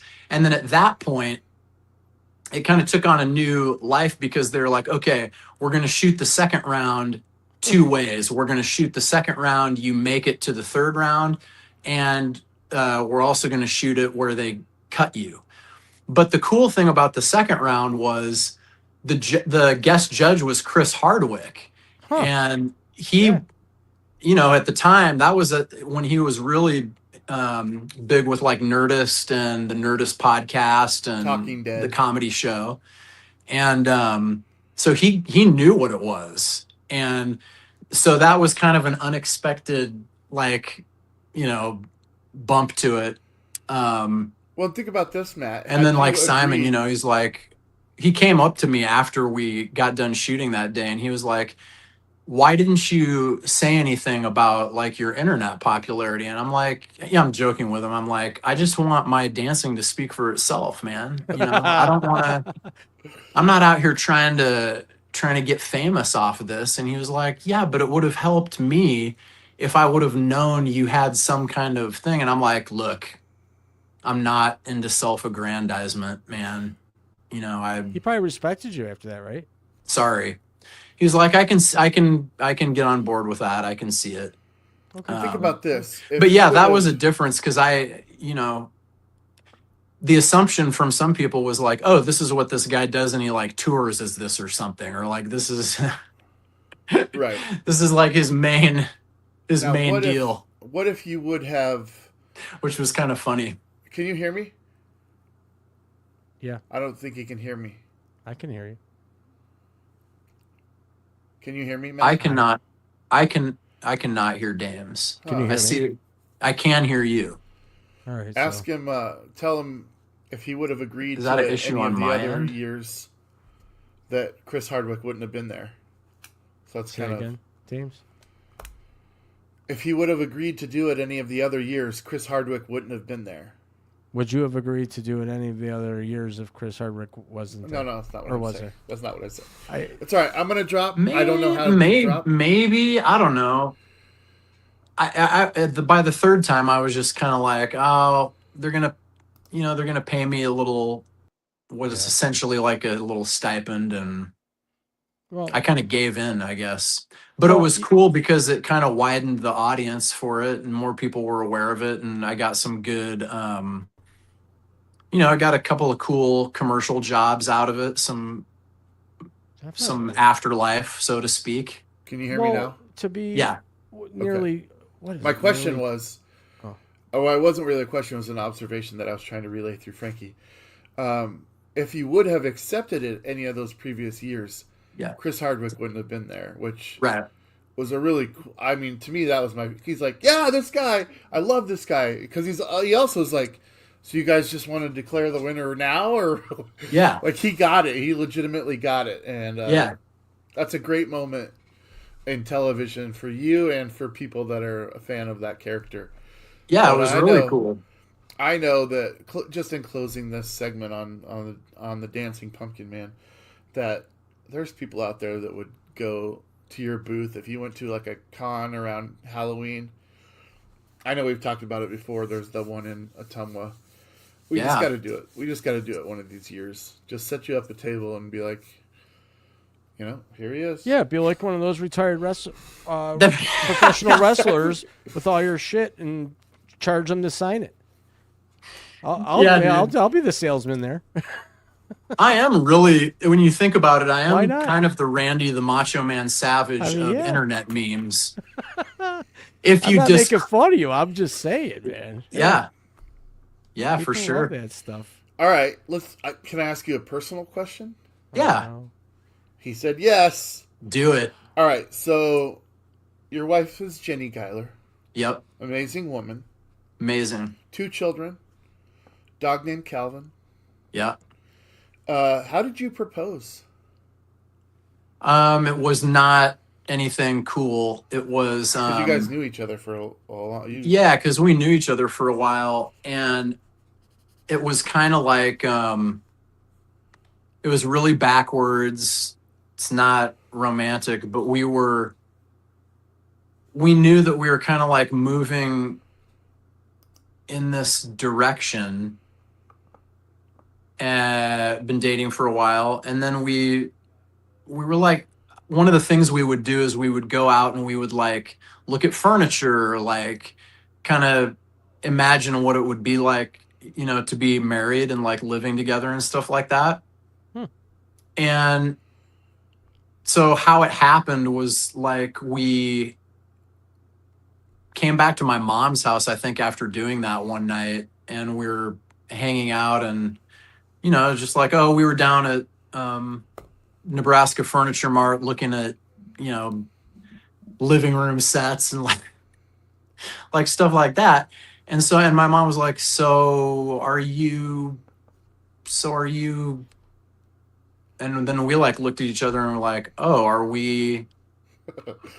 Fine. And then I was like, oh, I guess, oh, do you want to? It came out like that. Really? Yeah, it was maybe sweet, but when I look back on it, I wish I had, I don't know, I wish I had planned it. It was more like it was definitely emotional, and we were like happy to like do it formally, but not a very cool story, you know what I mean? Well, No, but I now just you think can go it's back cool. and do it Go ahead, again. Frankie. Go ahead, Renew Frankie. your vows and propose to her and do it in a romantic way. Maybe in Yeah. Jamaica, where I was going to go when I quit that job. That's, you know what? Maybe we tie it all together, Frankie. Yeah, Maybe I'll cook the food. maybe you and me and her go down to Jamaica. Yeah, right. And we don't necessarily reveal all the Jamaica, man. details. We just like get to the destination, and then Jen's like, wait, who is this? Who's this idiot? I'm like, this is Frankie. He's going to be facilitating what should have happened 25 years ago. All right, you stand there. You stand here. I So love it. I just think it's cool that you guys, you managed the company together. How long? How many years marriage is this? May it'll be 25. 20. Ooh, that's the Quarter century. That's the big one. Yeah. If a you're big going to one. be buying a nice expensive, is it diamond? I don't know what 25 is. I think 25 is the diamond anniversary. Is it? Okay. You can't be You get a having gift all these card car these days. issues. You can't be having expensive car issues. Dude, I told you in our text, like serpentine belts. Oh, those are the worst. Dude, do you know what happens, by the way, when a serpentine belt goes out while your oldest son is out driving the car? In the Yeah. process of driving it, Mhm. that thing goes, the power steering goes, Yep. the engine seizes up, the car, you can't steer the car. Luckily he wasn't on the interstate, but Jeez. he's like, the car just stopped working and I had to pull off to the side of the road. He was describing what happened. I was like, to me, it sounds like a belt went out or something. Yeah. But I said, don't try and start it back up because that's going to damage the engine possibly. And just stay put. We had to get AAA called and, the whole towing situation to Yeah. confirm it. And Zero those things problem. aren't cheap to replace. But I thought, I texted Damon, I'm like, not going to be able to do this, which I hate doing because one of the things I'm like, I hate having some kind of excuse of like, oh, I can't do the thing that I said I was going to do. Because show business is such a flimsy affair anyway. There's so many flakes anyway. Mhm. I never want to be that guy. So of course, when I text him at like, 1 PM and I'm like, car troubles, dude. And Well. in my head, I'm just like, he's going to come back with like, what? It's a virtual show. What does the car have to do with it? No, Um, dude, so, I didn't but- even think. I was just like, I don't know what to say. Right? I mean, like, I know Yeah. that you have a schedule too, and I can't just be like, fine, we'll do it Monday, and Right. and know that you're okay with that. So I'm just like, I don't know what to say right now. Give me. I know what No. I would have said.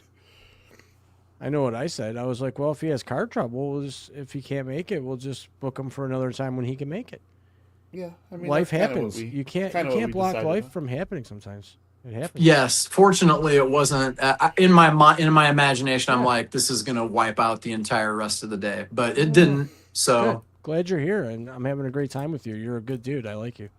I think it's full of shit. That's great, man. Well, man, I like you meeting new too. people, man. I've networked heavily over the last decade with people from across the country, people in show business, people in comedy. I took a stand-up comedy course for a couple weeks actually. Oh, So, sick. oh yeah, man, I take advantage of whatever networking I can get. Am I going to go anywhere with it? I don't know, but I don't ever think I'm not going to go somewhere with it. I Right. live in the Adirondack Mountains. I love it up here. It's quiet. It gives me more of a space in my brain to become more creative and want to do more stuff, believe it or not. Sure. When you get Yeah. out of the noise, your brain is able to focus a little better because you got a lot of alone time up here. And for me, that maybe this is the beginning of something. I don't know. I was lucky enough to meet this. Well, I pointed the wrong way to meet Dames, and we met on the weirdest terms too. It was kind of goofy. We actually fought each other for 30 seconds verbally, and the next day we were friends. It was so stupid. I don't even remember what it was about, but here we are. I think it's a couple years now, right, Dames? A couple years, Yeah, maybe. maybe. We've been buddies, and we still I love argue. it. We still argue sometimes, where I have to tell him what I tell him, he tells me what he tells me, and then we're all good. So no, life happens, and for me, I'm just waiting for that break to happen. I just keep working towards it. It's really all you can do. Yeah. Matt, Yeah. what's your most unpopular food opinion? Oh no, I know where we're going. I feel like in my life, it's been that I detest cold sliced tomatoes. What? That's usually the reaction I find. So you would not be down with the Chicago dog? Don't dig it. Take the tomatoes off of there. Okay. Take the tomatoes off of my burger. Take them off of I just can't, man. And it's so weird too, because I will, like, if it's cooked, if it's like in a chili or something, or something It's a like whole that. different flavor profile at that. So yeah, I mean, But the cold, yeah, like just the sliced tomatoes. It's the texture. It's the rawness. That's why I don't like cream cheese or ranch dressing or seafood. didn't- It's I like didn't know okay. Yeah, that. for me, it's one of those foods. But they're in quite a bit of stuff. So, yeah, I don't know if it's like you're a monster. Like people are like, hey, what's wrong with you? But definitely the baseline of saying, I don't like cold sliced tomatoes. Most reactions are like, oh, really? Oh, okay.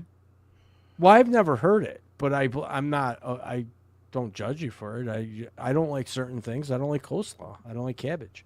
Tell us in the comments what you guys don't like. Yeah. What foods don't you like? Who hates cream cheese like I do? Nobody. You're the only one. You're the I only one. think cream cheese is the worst product ever.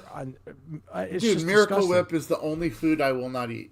It's the I'll eat only Miracle thing I will Whip not on eat. cold sliced tomatoes, though. That's kind of the funny Frankie, thing about no, you're a freak. That's you wrong of you. weirdo. That's wrong of you. this.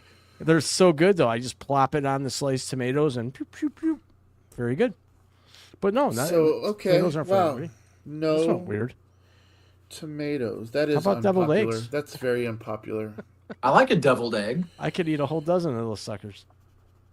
Yeah. With green That'd be olives actually on 'em. 2 dozen. Well, Pretty no, deviled it's a egg. full dozen because they're cut in That'd be half. 2 dozen. No, 1 dozen is cut in half. That's a dozen. That's 2 dozen deviled eggs. Fight me on That's- this. It's a dozen eggs, buddy. But it's 2 dozen deviled eggs. Okay, I can eat 2 dozen deviled eggs in one sitting. 24. 24. I can see both sides of the argument. Yeah, you're a great Honestly. moderator. Thanks for nothing. What's the strangest thing in your fridge right now? Come on. Aloe vera for sunburn. Probably You have like that in your paratites. No. It's I don't know, probably some probiotic that has never been opened. Well, the reason I ask is because I know it's January, where a lot of people still have their New Year's resolution, and I know the Geiler household is famous for buying produce and then leaving it in the fridge as if they Yeah. were going to eat it, and then Yep. it becomes a. A monstrosity. Yeah. So I thought I'd ask, but that's okay. Yeah. There's nothing weird in there. There's just a bunch of languishing produce. If you were a time traveler, Yeah. You could only go one way. Would you go Okay. forward or backwards, and why? Oh God, I can't wait to answer this. You can go first, Frankie, and give Matt time to think. Since you can't wait, go ahead. No, I can wait. No, go. No, What would you do? Ooh, Give him Matt, some I time. insist. I don't Do know. you need time? I probably would. I'm a history major, so the past is very enticing. But given only one choice, forward into the future, just because I'm curious about it, curious to see what happens to me, curious to see what my kids do. There you go.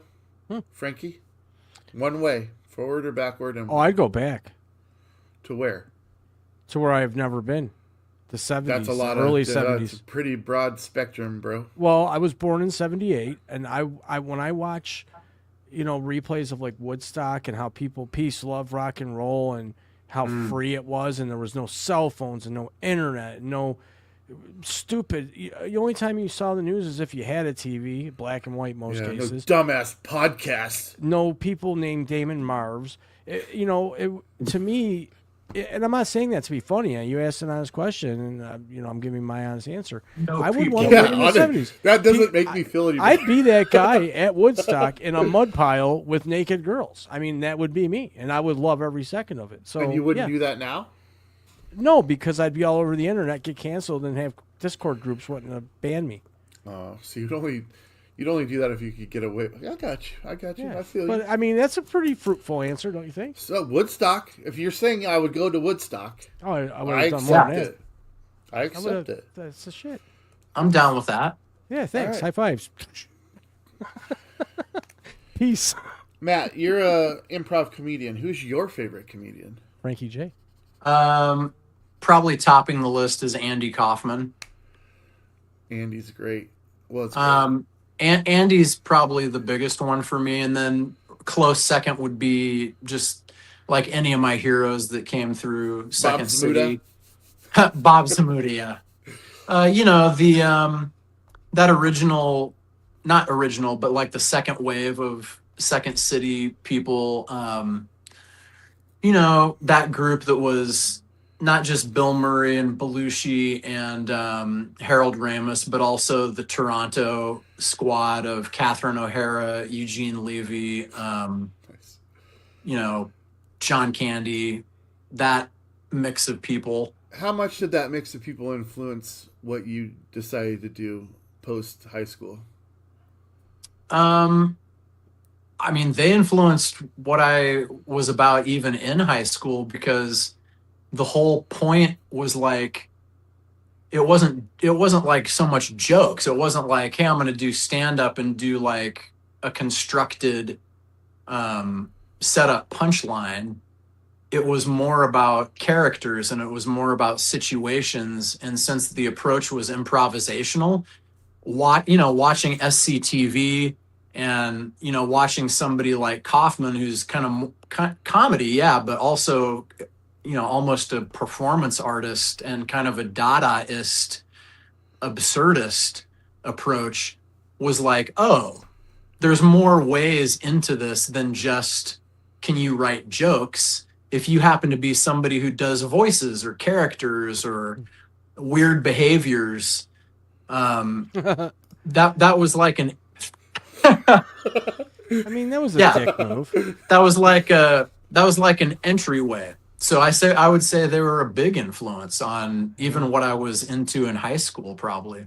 So you were part of a troupe, actually. A Yeah. group of people, the Weisenheimers, I believe they were called. And Yeah. that goes all the way back to high school, yeah? Yeah. And Yeah. you guys did paid gigs in high school. Yeah. Was it kind of terrifying getting outside of that group and becoming an individual as opposed to having other people to rely on? It wasn't, well, aside from just, I've never done this really before. No, because in the Weisenheimers was an improv group, but it was more like a band too, because there were four of us. We grew up together as teenagers. from the time we were like 17 to the time we were in our mid to late 30s, you know, we were touring around and doing colleges and clubs and tons of corporates and stuff. And so it was really more like 4 individuals all had their breathing space in that group.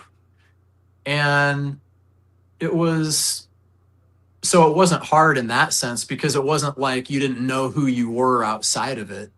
Okay.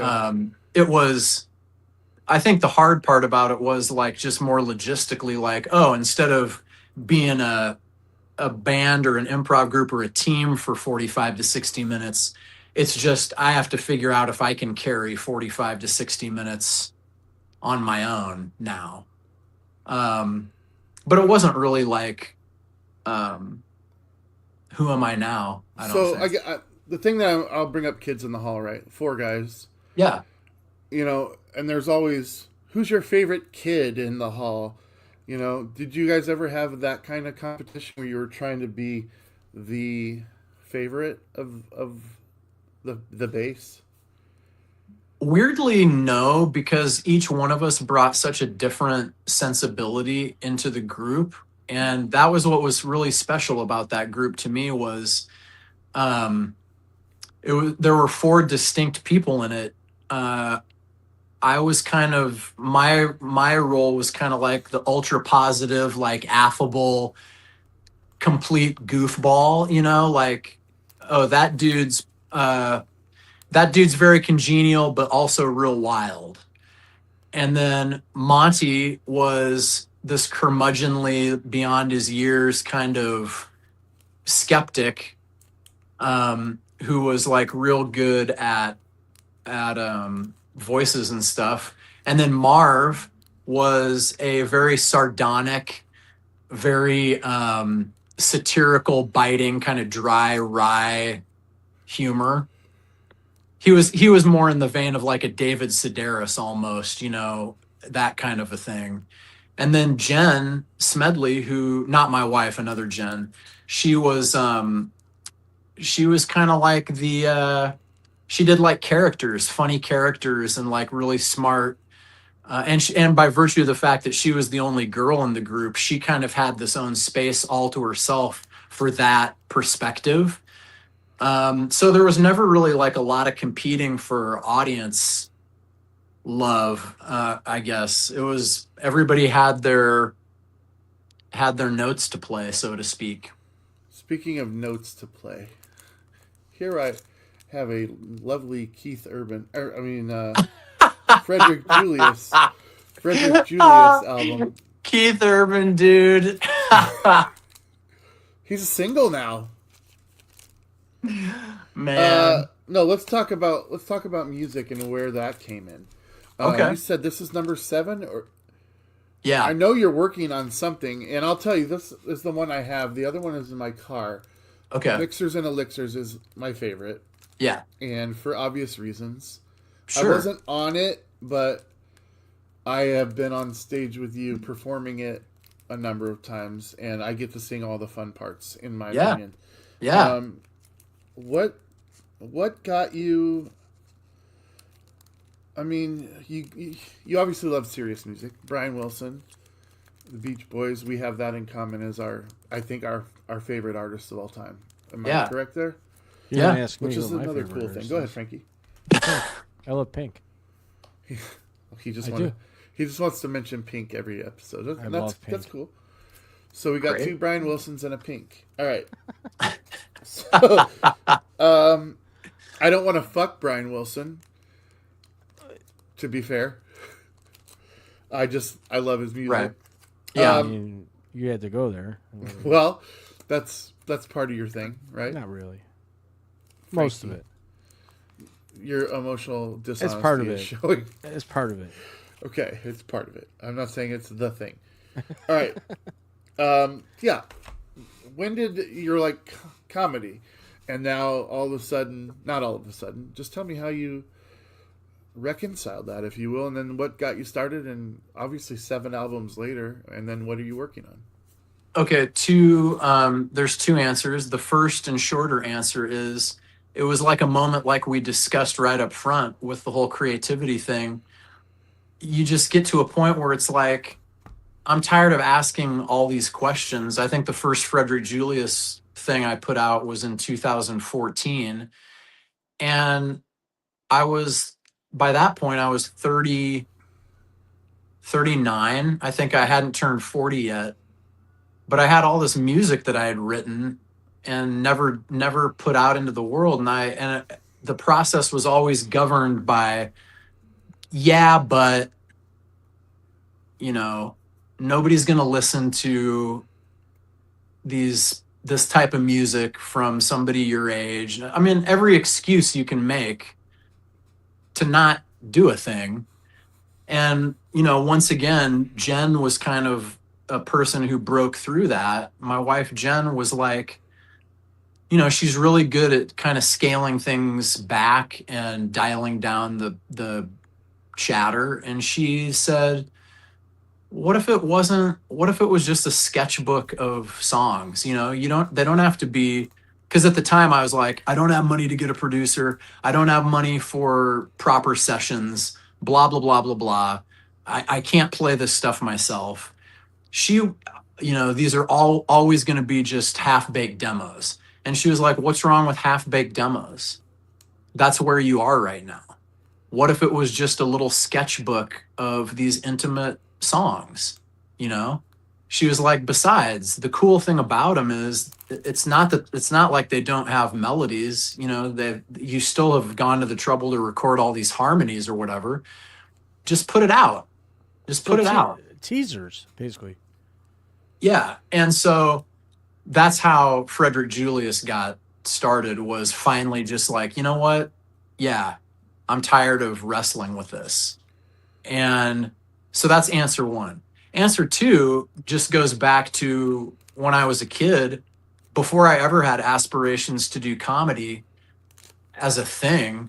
My whole thing was like, I want to make records. I want to figure out how to make records out of these songs that me and my brother come up with.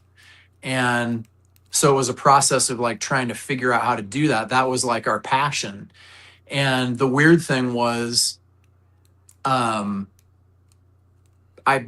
somehow fell into doing the comedy thing, before the music could do anything. And so because that became kind of like how I was, like a job pretty early on, I always felt like, I got to pay attention to that. But the weird thing about the comedy was I always gravitated towards doing comedic music, and whatever it was. Yeah. I mean, my approach to comedy is like, put me in on funny songs, and let me make up these songs or whatever. So they've always kind of been intertwined, I guess. And 2014, and my brother and I were always doing projects together. Shout out to Mike. Yeah, shout out to Mike, baby. And so that's kind of how Frederick Julius came about. It always was there. It just took a long time to get loose enough to do it. So I don't remember. I remember a conversation of us talking about fixers and elixirs.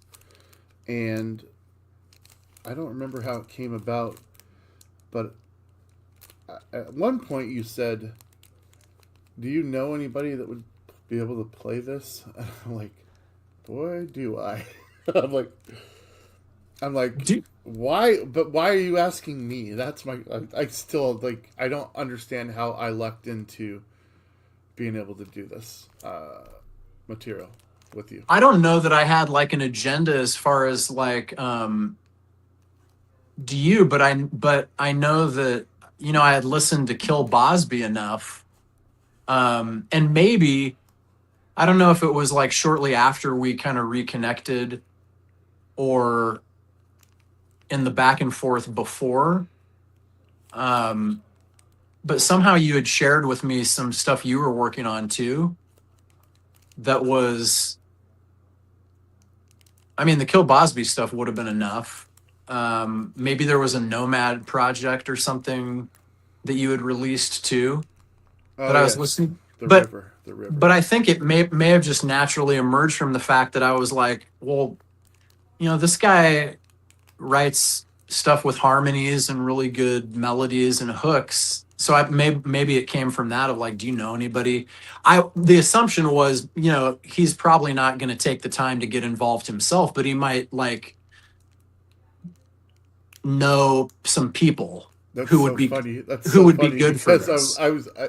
as he's asking me, I'm thinking, how do I sneak my foot in this door? Well, Knowing Well, that when you said I'd be down for it, I was like, oh wow, great, that's awesome. Because the stuff I'd listened to that you guys had made, and that you had written, I'm like, oh yeah, he can sing harmony parts and handle the playing and singing and all that stuff. So yeah. Anyway, guys, this is Lonely Boy. I want an Yeah. autograph This copy. one is a much more, I don't want to say grounded, but it's a very emotional, yeah, and I can tell it's more closely tied to the heart.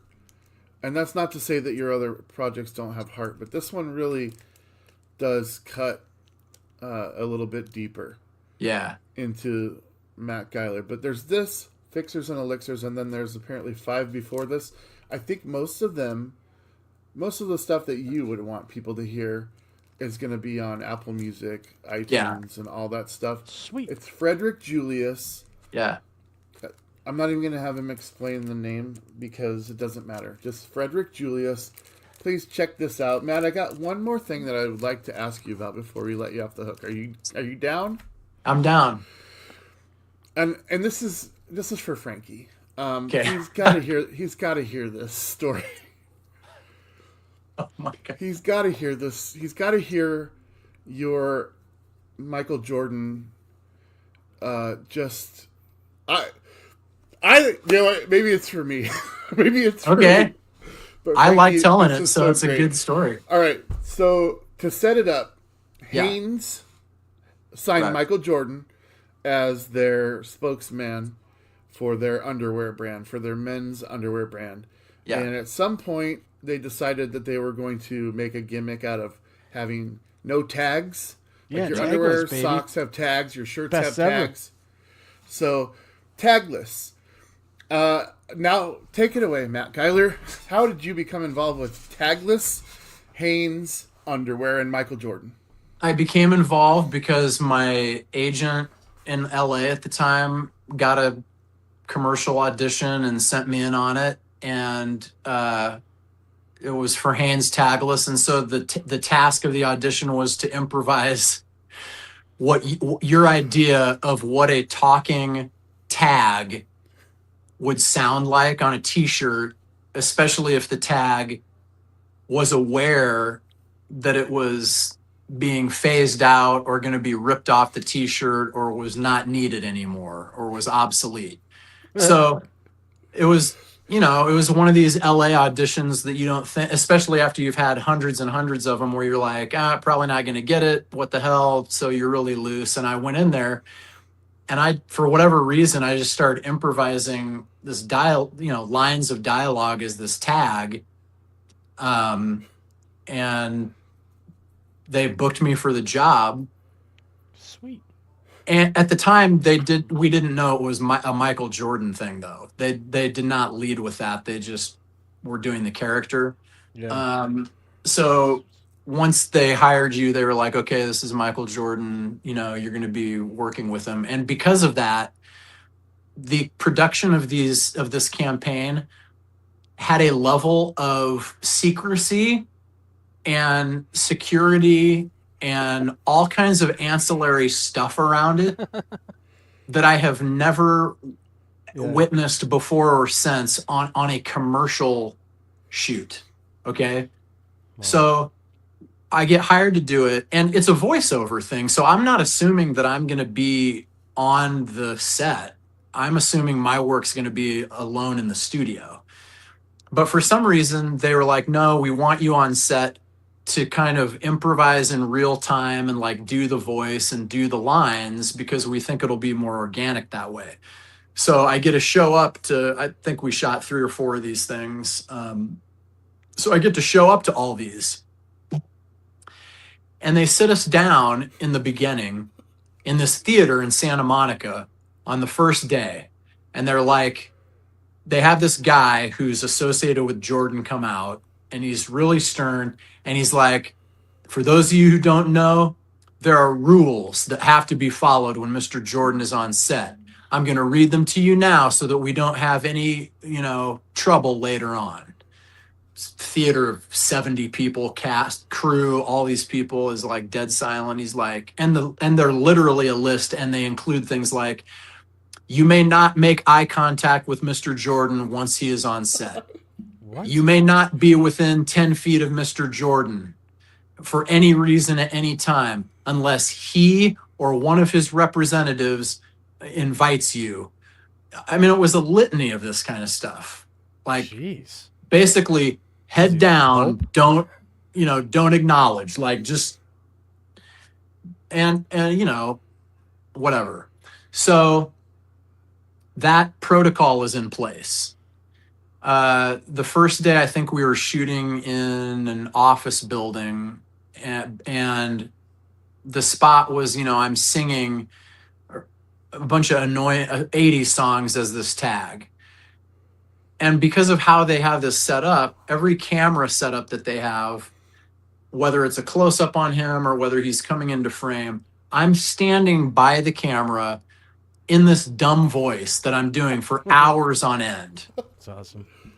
Singing like Material Girl or whatever. They're trying to suss through what potential tunes they might have this tag sing, which they didn't end up using anyway. But for literally like 4 hours, I'm like, doing this. The next day, we're shooting in a backyard in Hollywood of this house. Same kind of deal.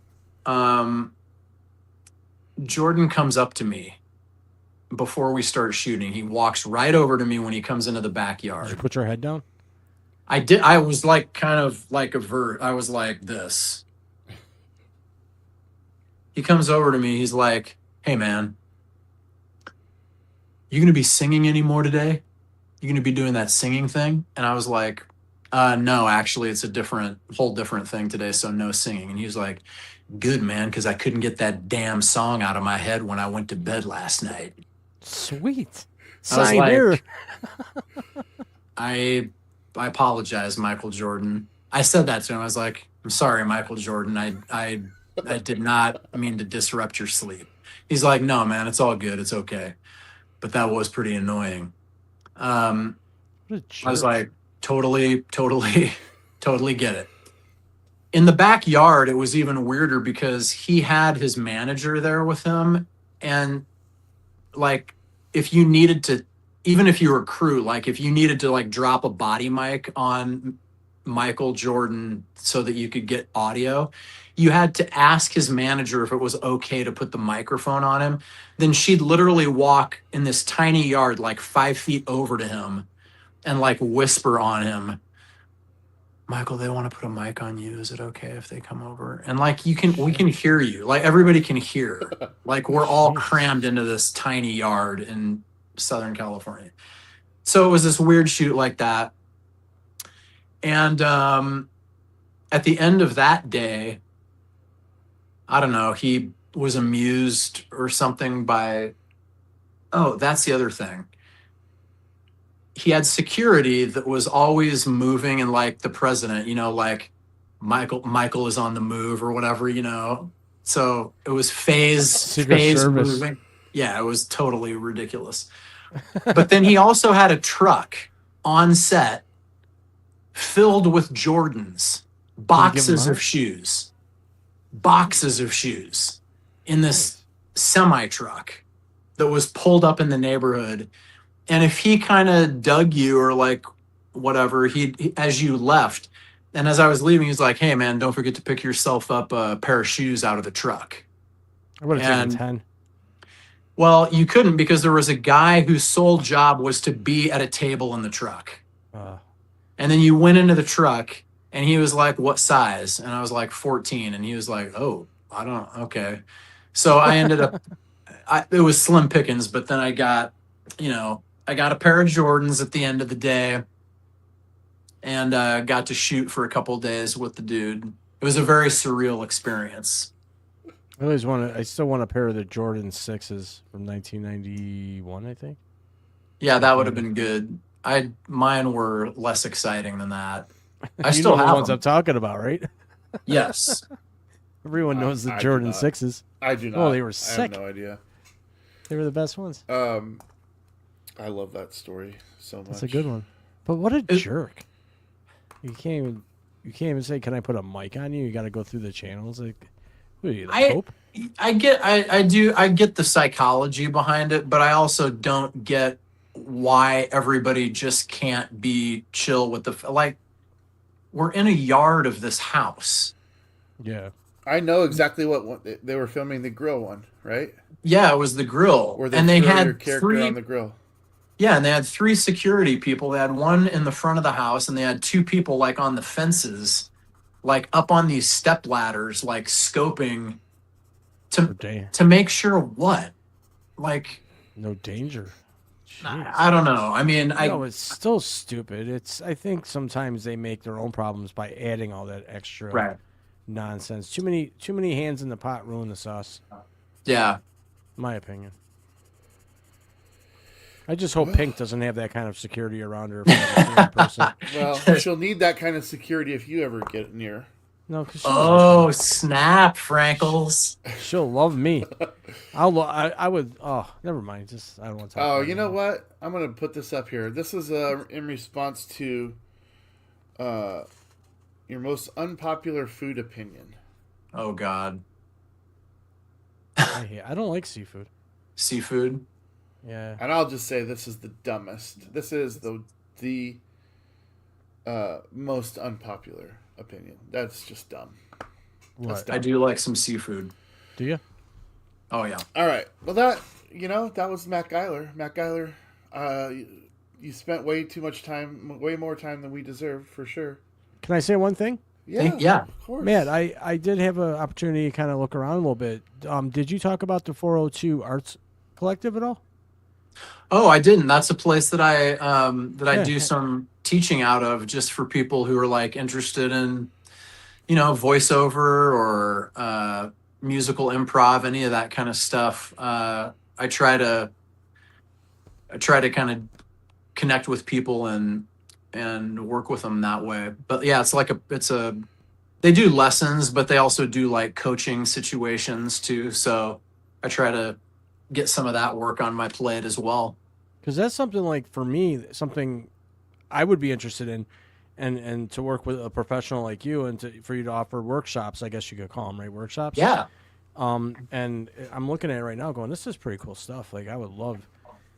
I wish I would've like thought of doing it it just because when I was starting out, you're figuring this out as you're Yeah. doing it, and you don't really have anybody to say, like, when you get into a studio in a commercial situation, here's Right. how that's going to go down, so that Right. you're prepared for anything like that. Just something that kind of prepares you ahead of time, so you're not learning on the fly. Well, that's why I wanted you to bring it up, because I appreciate things like that. I have a couple friends of mine, one of which did the comedy course with me, where he does different workshops for different forms of comedy, different parts of the business, to Yeah. prepare you if that's something you definitely want to do. And Yep. it's really, it can go one or two ways. Either this is a wake up call, I'm making money to teach you how it really goes, or you're going to be like, that ain't for me.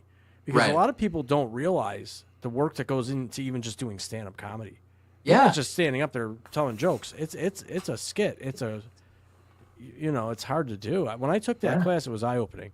Yeah. I still have my stand up comedy Bible, so that's why I wanted. Oh, to by mention- Judy Carter? Is that who you did it with? No, I did it with. You might actually know him. He Stephen Kimbrough.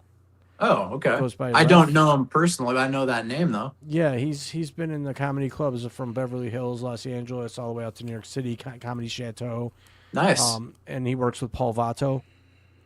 Paul Vato, ring a bell. He was on Mad Yeah. TV and all that. Yep. So yeah, I got a lot of my comedy networking through those guys in particular. But I Sick. like workshops. I love learning. I love that you do this, because there are young people of my age, people that just really want to do something, but have no direction. And this, that gives them the opportunity to get that direction. So that's pretty cool. Thanks for telling us about it. Yeah, man. Matt sure. Geiler, what you have? You're still currently doing mixtape. When's the? Yep. So a lot of the people that are viewing this will be in Omaha and surrounding areas. So where and when is the next mixtape? And then what else?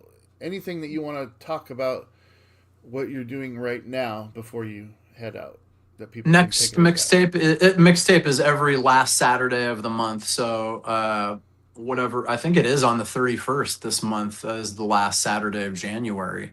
7:00. It's the back line downtown Omaha, which is kind of a nice little intimate improv comedy venue. Seats about 85 people. We usually get a really good crowd down there, and it's just a free-for-all musical improv set. And so that's coming up on the 31st of January. And other than that, man, I just finished an animated short that's like I don't know for certain, but I think it's probably going to be screening at the Omaha Film Festival. So look for that. It's a short called Bunny and Bear. It's about a neurotic bear who moves in with a world weary bunny, and then they navigate cohabitation problems together. Sounds like me and my second wife. Yeah, relationship stuff with the layer of animals. Yeah, well, we were animals, so it helps. But yeah, other than that, just working on some new Frederick Julius music and doing gigs and For you. doing the thing. Yeah. For you, man. Have you gotten together with the guys recently? I have not. I think it's been a while. It's been a while since we had because I think the last like live gig was maybe might have been like a year ago for something at the Reverb, but it was opening for somebody. It was opening for Taylor Stein's band. Oh, I thought you were going to say Swift.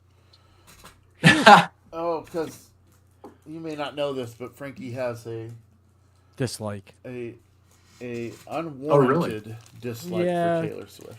Wow. You know what, Matt? I've learned in the last decade or so, and this is being serious, that I went so many years without going with my gut feeling and intuition on things and on people, and my gut just doesn't care for what she represents, and I don't know why. I can't pinpoint it. I don't think she's a bad human being. I just dislike her,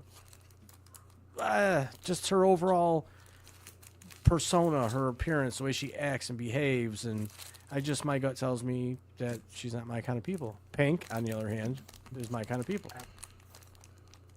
Totally valid. I don't hate her. I'm just not my cup of tea. I'm No, not a it's Swiftie. an unwarranted dislike. It's is not what it is. unwarranted. I'm allowed to not like her. She literally stands for like the exact same things that Pink does. But I Pink digress. does it in a You're- better way. I want the remainder of this show after I leave for you guys to escalate it into like a digital brawl. So you have seen the show. Here's the thing. You know why Dames does this show with me? Because he knows that I'm 11 hours away from him. Right. He a right, keyboard warrior over here. right. So it can't come to fisticuffs. Right. Well, I could if he had the gonads to take a drive, but I don't have any gonads. Well, and that brings it to the closing of this slow circle of comedy when you welcomed me onto the show as somebody who loved to tickle your balls, yeah. which is kind of absurdist that you don't, in fact, have any. That's kind of That's right. that's They very were tickled off. yeah.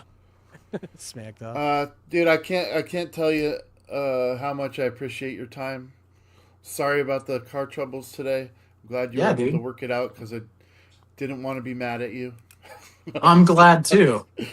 Matt, don't worry. I told him to shut his mouth and let life happen. He did. He calmed me down a little bit. As I was like, Just "What are we chill gonna out, do? buddy." There's no show. What are we gonna do? like- We've made all these promises that 52 people care about. There are 52 Right. people watching right now. Hey, Man. Uh, I'm just good. chill, lay back, let it happen. Man. No, let it come to you. I want to say that we'll have you back at some point. sure. If you didn't hate I'd this, love it. because then we'd have all that stuff out of the way, Yeah. can I'm just still talking about the Dancing Pumpkin Man. Well, yeah, I mean, obviously. I will. Maybe around October 31st. There you go. Maybe. We'll have Maybe There a we'll you showing. go. Maybe We we'll did just have a have comment. Jack, Ask. the Dancing Pumpkin Man, on the show. Just kidding. Maybe I do it in costume. to That'd be spread sweet. some mirth. We did have a comment. Someone asking if you were going to do it live. So maybe next time did. you're on. There it was. Yep, there it was. And that's Dame's buddy and my friend. There you go. Matt, thank you so much. I will let you for go. sure. We're going to talk about this next segment. We're going to talk about history. So, All right. uh, Thank you guys for having me. It's been a pleasure. much love, my friend. You too. Thanks for being here, man. Nice meeting you, brother. You too, What Frankie. a guy. Matt Geiler, everybody. Again, mixtape in Omaha, Nebraska at the Backline Theater last Saturday of every month.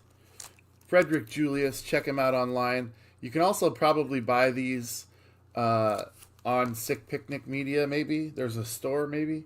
Yep, I got the internet website right But, here. It's sickpicnicmedia.com. I'll put it up here for everybody to take Just- a peek at. Seriously, one of the nicest people that you will ever hope to know. There it is. And Frankie, I think you probably could pick that up just based on the short conversation that we had with him. Oh, for sure. I want to get my own. I want to go jam out. Would be the second Dancing Pumpkin Man with them. I mean, yeah, it's You know, just 2.0. Some of the people that I've met.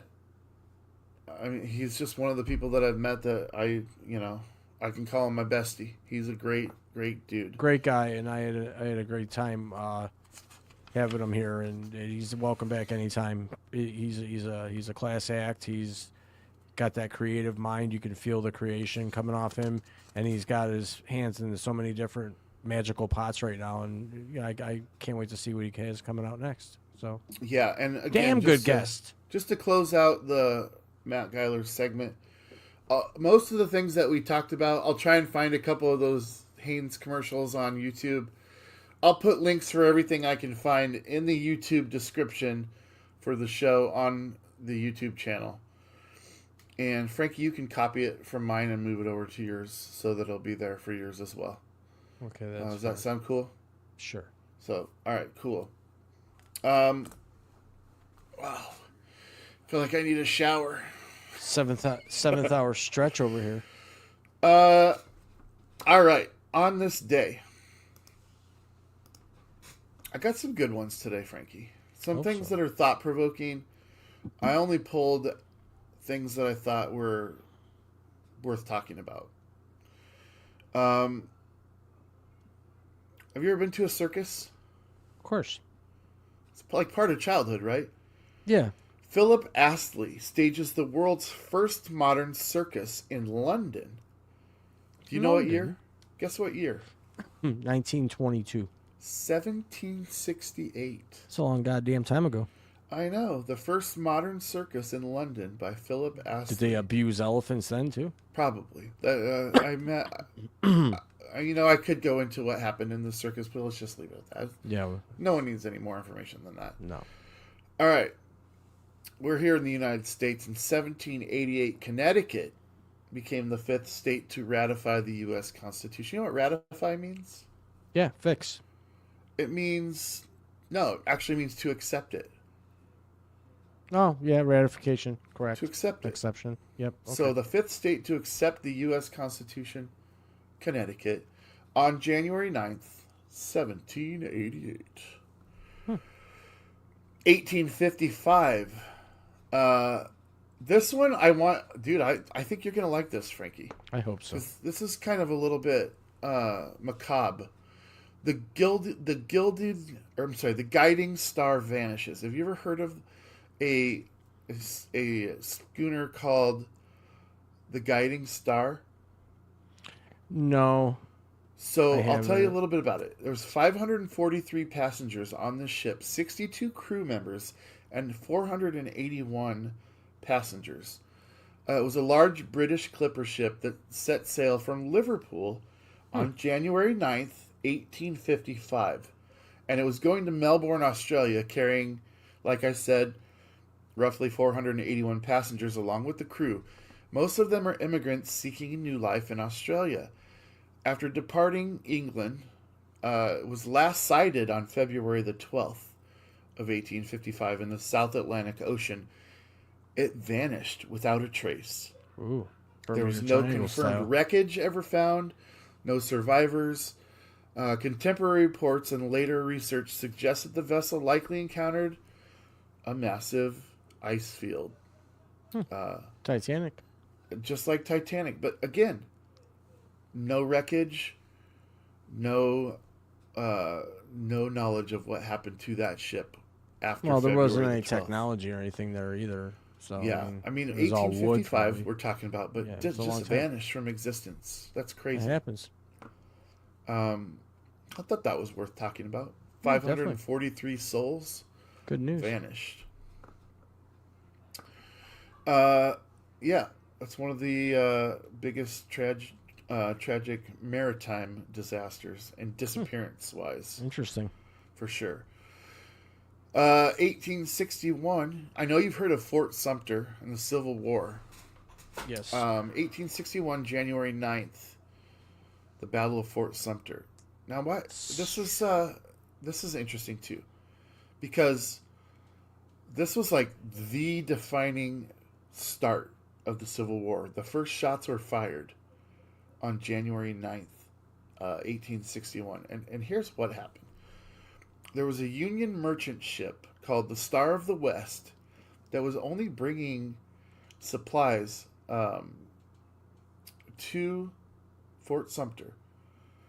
And it was attacked and shot by the South Carolina military just for trying to... And those were considered the first shots of the U.S. Civil War. Jeez. So, that's a big day in U.S. history. Yeah, sure. All right. You've got 1903. Frank Farrell and Bill Devery purchased the American League's Baltimore baseball team for $18,000. That's a lot of money at that time. It was. And you know what's even more significant about it? That team was moved from Baltimore to New York City and is now the New York Yankees, which are worth over $10 billion. Figures. So a lot of people don't know that the Yankees were originally in Baltimore, and that was 1903. So there you go. Yep. 1959. You heard of a Western series called Rawhide? Raw. Yeah. Rolling. Rollin'. Boy, my ass Rawhide. is swollen. It premiered on kettle. CBS January 9th, 1959. You know who was on that show? No. Clint Eastwood. Oh, yeah. Starred Yeah. on that show. That was a long time. Man, I remember that. Yeah. Watching reruns of that. So that's nuts because think about it. It was almost 1960. He's still alive. Yeah. And we're like basically 35 years away from that being 100 years ago. Yeah, he's still kicking, too. He's that up guy. there, and he's amazing. I mean, he's an amazing talent. Going back to the sports world, 1967, the NFL franchise in New Orleans takes its name. January 9th, 67, the Saints are born. The Aints. The Aints. There. They The were New born. Orleans Saints. The New Orleans. Sorry, any Saints fans. New Orleans Aints. Yeah, you're not a playoff team this year or next year. Or the year after. Maybe the year probably after that. the year after or that. the Who year knows? after that. Things No. can change. Nah, not there. Especially when you have a top 5 draft pick. Unless Drew Brees comes back. They're not winning shit. Yeah, he might. yeah, Given why this not? new trend, he might come back. Yeah, he'll come back at 54. All right, 1984, January 9th, 1984 was released. Do you know what I'm talking about? Wait, the album? 1984? Yeah, Van that's Halen. exactly what I'm talking about. Van Halen, right? On January 9th, the most legendary album from one of the most legendary American rock bands, 1984, came out in 1984. Jump. Might as well jump. I Go love ahead, that jump. song. That song made me hyper and want to play baseball. It's a great song. It's Sure a great is. song. But you Good song mentioned for many baseball. different reasons. You mentioned baseball. We already know that the Baltimore franchise for $18,000 went on to become the Yankees. But did you know that in 1991, on January 9th, a gentleman named Bart Giamatti, who is the father of actor Paul Giamatti, banned Pete Rose from baseball for life Yeah, he's a piece of shit for doing it. on this day Yeah. in 1991. He should be ashamed of himself. He's dead. Well, he should be ashamed. Well, and to I agree, but Should be to ashamed. expound upon that and the reason that Pete Rose is probably still banned was that he died almost directly after this ban, which made that his life legacy was to ban Pete Rose, which nobody wants to touch, right? Nobody wants to be like, well, that was the dying man's decree. I think that's a large reason why Pete Rose remained out of the Hall of Fame. Well, he's already passed on, so he will never have you'll never see his name in the Hall of Fame. But I do. Well, believe he will considering be all the there. garbage going on now with sports gambling and all the scandals and everything else, that man should have been in the Hall of Fame years before that even happened. So for me, I think it's a tragedy. I think it's horrible, and the baseball gods ought to come down and change that because that's ridiculous. 4,256 hits, Frankie, and there's only 2 other people that have 4,000 Yeah, Hall of Fame. in 150 years plus of So history. he bet on his team to win. Who gives a shit? Charlie Hustle. Yeah. Charlie Hustle. Rest in makes me peace, man. Yeah. Do you remember the show Third Rock from the Sun? I never really cared for that show, but I do remember it. John Lithgow, Jane Curtin, Yeah. Kristen Jones, and who's the kid? I don't know. What's his name? Come on. He's got 3 names. You're the one with the Joseph facts. Gordon-Levitt. Of course. Yeah. That debuted January 9th, 1995. It's a long time ago. It is. Doesn't seem like it was that long ago, but No, it doesn't. When you get older, things seem to go quicker. NBC, WNBC. WNBC. Take vomit. 2000, the year 2000, Dan Marino played his last game Yeah, in T.O. would love professional this fact. football on January 9th, 2000. Guess who he beat? The Bills. Oh, the Seahawks. Oh, well. 20 to 17. Better he you won. than me. He beat Too Seattle. bad T.O. wasn't here for that. He's a huge Dan Marino fan. Yeah. Maybe he is. I don't know. He was here earlier. He had to go to work. And then the last thing I've got, in the interest of keeping these short and as focused as possible, you guys also let us know what you think. If you hate this segment, that's cool. I don't care. This is a call for action. If anybody out there wants to hear something that we haven't talked about or we talk That's about right. and you don't want to hear about, let us know. Drop a comment, send That's a DM, right. wherever you may be listening or viewing. Back to you, Dames. 2007. Steve Jobs. You heard that name before? A couple times. He was the CEO of Apple Apple. Computers. Yep. One of the driving forces behind technology. On January 9th, 2007, He passed he away. announced the very first iPhone. iPhone 4 or iPhone. The very first iPhone. Yeah. January 9th, 2007. And he got that idea because he had the iPod. Apple iPod already made, and he decided to add the phone function to it. And then we're coming in next year will be the 25-year or the 20-year anniversary of iPhone. Of iPhone? So are they going to have iPhone 20? It's going to be like 18, right? Should be 20. Well, maybe there's a couple years where they didn't have one. That's stupid. That is stupid. Idiot. So stupid. 20th anniversary. Here's iPhone 18. All right, Frankie. We feeding the ducks? I got some questions for you, buddy. All right, go ahead. Ask me questions. If you had 3 wishes, but you could not wish for more wishes, because everybody would, Mhm. and we're all annoyed when there's a show where they get 3 wishes and they don't even contemplate wishing for more wishes. Yeah. We're all like that. You would not. This is a lie. This is a farce. You don't have to give me 3 wishes, but I would like to know what the brain of Frankie, because quite honestly, you surprised me with your Back to the Future. You would go to Woodstock? Yeah. That's great. That's great. 70s. I did not have you pegged as a back to Woodstock. Oh yeah. Who do you want to see at Woodstock? Who's the biggest? Oh, I would be there for the whole festival. Hendrix? All of it. You realize every single inch of it. Yeah, it was a big mud pit. What would you do? Joe Cocker's if I a bomb. sang Attitude? It's one of the greatest live performances Yes. ever.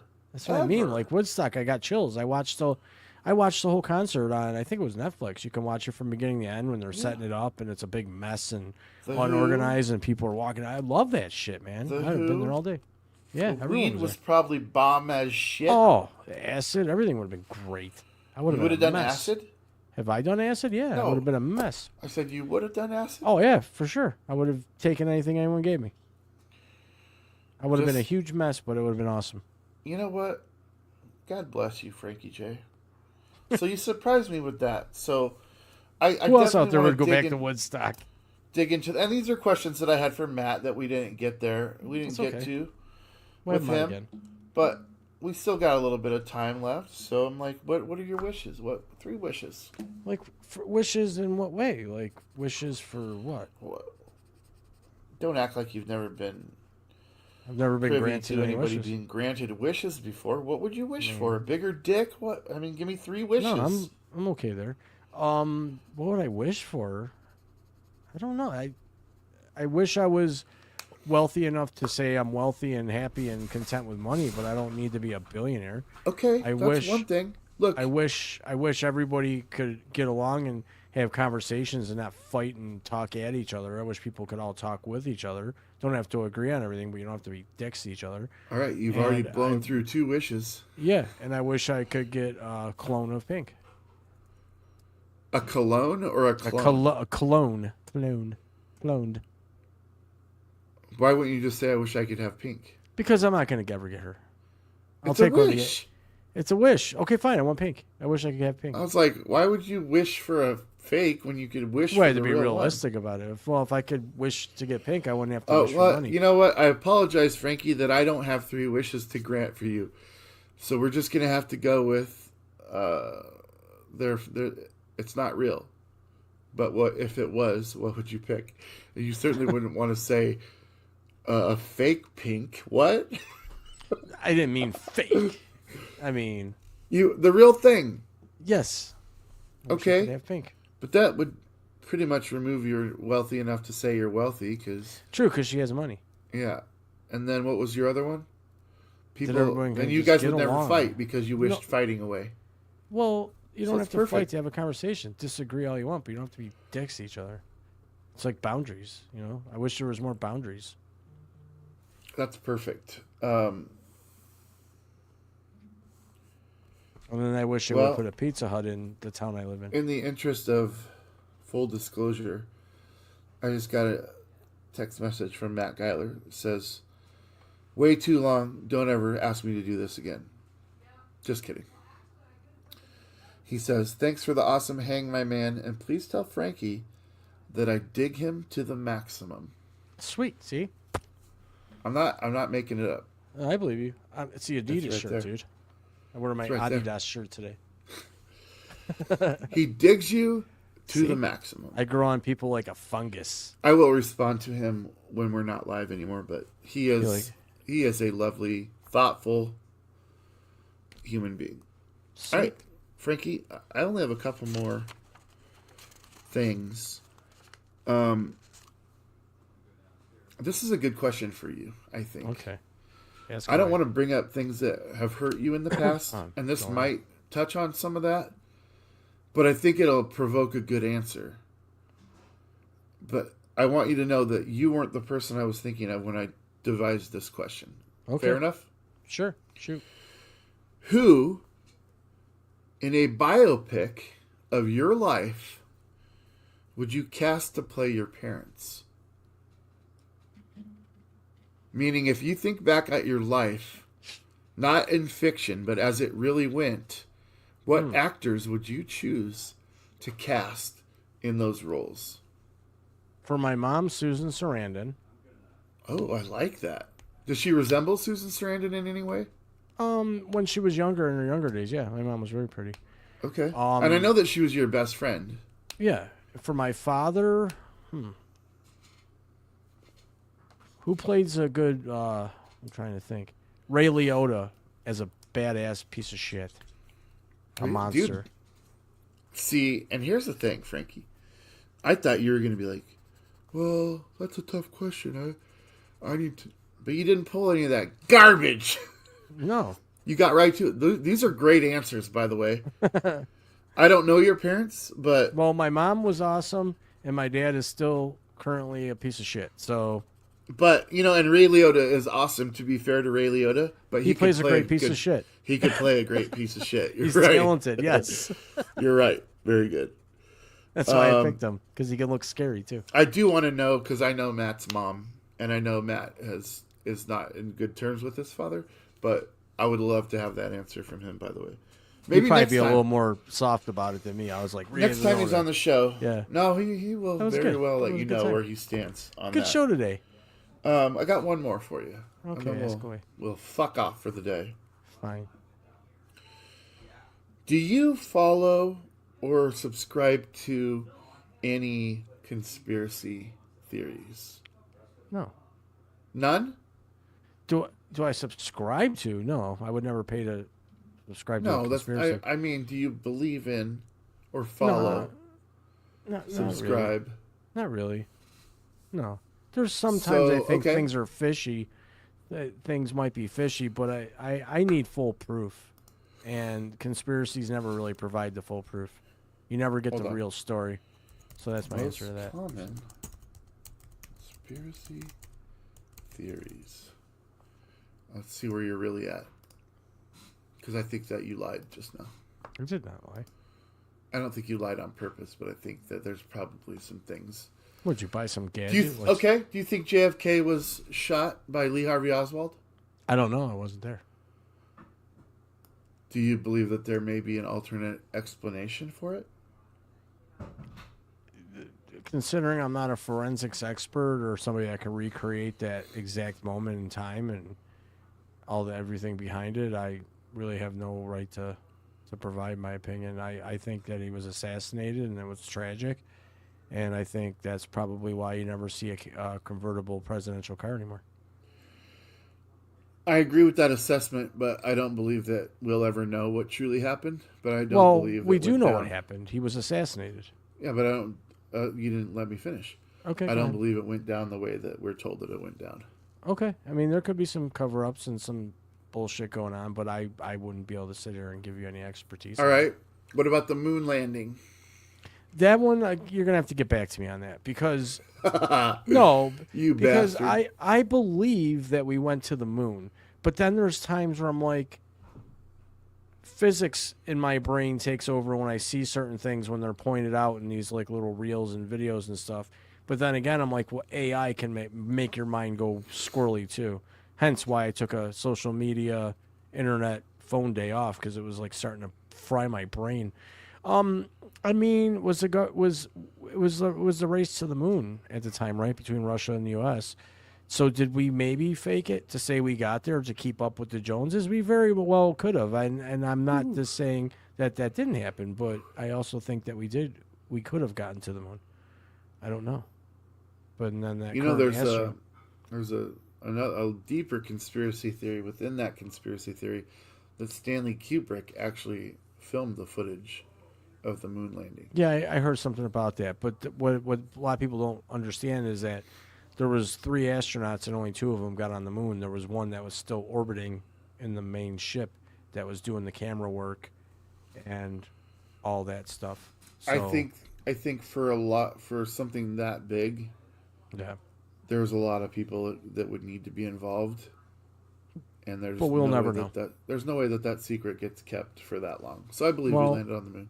It'll come out soon. I mean, if it's a true conspiracy, eventually it will come out. Well, I laughed at you because you're like, I need to get back to you on that. I'm like, it was 1969. There's nothing you're going to find in the next 2 days that you couldn't have found. No, I just got to talk to T.O. 9/11, was that an What about inside job? Oh, God, that's... No, I hope not. Right, but this is why I bring it up, because it's a very... I think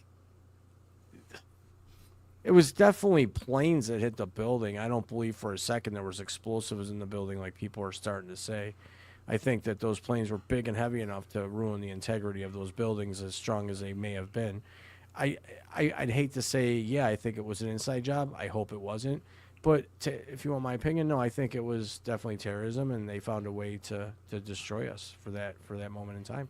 So, no, I don't really think that was too much of an inside job. I think there's a lot of moving parts to this one.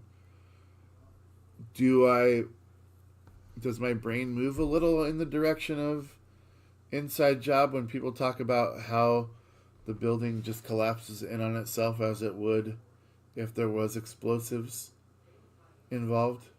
My brain does go that way a little bit. But you lose me when they start saying that there were no planes. And I'm like, motherfucker, I saw There them. was freaking planes that flew into the buildings There were people standing on the ground with phones. and cameras That watching the caught- plane hit the building. Planes absolutely hit this building. Now, are they the reason that it ultimately faltered the way it did? That I can get behind questioning that all day long. See, to me, there's all different theories on how that happened. Of course, you got people, oh, well, because I used constructs as a kid and I flew there's always going to be somebody that's going to try to debunk something. And I remember that morning like it was yesterday. I was home, I was off work, and my girlfriend called me and said, the Trade Center was just hit by a plane, and I turned the news on just as the second plane was hitting. I thought it was a replay of the first plane hitting. So I watched that TV from that very moment for like the next 72 hours straight and kept watching it over and over and over again. And I don't see anything in any of those replays that would indicate that that was an implosion. I think those buildings were hit by a plane. They fell the way they fell based on the way they were constructed in boxes. They were constructed in levels. So they fell each level at a time. I believe that. So you are probably more against conspiracy on this one. I think so, yeah. I think one of my favorite videos ever that I watched is when they imploded the Seattle Kingdom, and it looks pretty similar in a lot of respects. So my mind will be forever unsure of that until I hope there's he gets ever a rest point. tonight. But I don't carry it as a...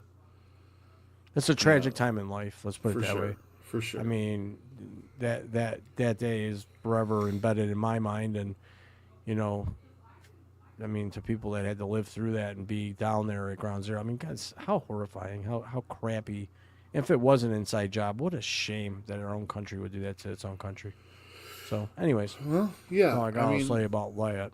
So, Area 51 and aliens, the remote U.S. Air Force base in Nevada, is widely believed to be to house a crashed alien spacecraft, and you actually see them portray this on the movie. What is it? Area. Oh, are you talking the Will Smith movie? Yeah, it's July 4th. Independence Day. Yeah. Yeah. I don't know what to think of this, dude. I think that's all bullshit. It's just a secret part of Area 51. It's just that highly guarded area that nobody's going to get into. You don't think they're working on advanced or suppressed technologies there? I mean, they can be working on stuff, but I don't believe in aliens. Oh, see, now we have to... Now I have to move the goalposts a little bit. Do you mind? Phew. Do you mind? Let me think about the expanse of outer space, Frankie. What about it? Think about it. How many stars there are out there that are just like the star that we call the sun? And we're talking like space is infinite. In all of that, you don't think there's one other star that has a solar system with planets that could potentially have life on them, and that this would be the only one in all of that space? I don't know. I think we're the only ones. In all of existence? Yes. Really? Yep. I want to know how your brain works, how your brain comes to that conclusion. I will get you the contact information to my psychiatrist, and I'll let you have that discussion. with him. Look, I'm not saying that they're here.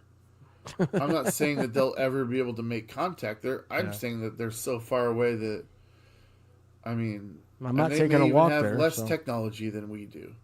I mean, could there be? Yeah, maybe, but I think there would have been some sort of sign or. How though? I don't know. I'm not there.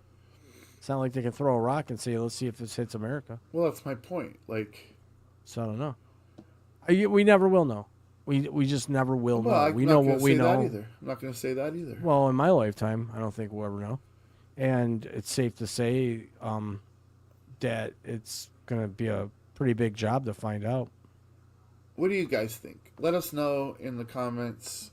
Frankie, you want to give your little spiel about what to do with the show and like it and share it and what? Yeah. First and foremost, thanks to everybody out there watching on Twitter, YouTube, and X.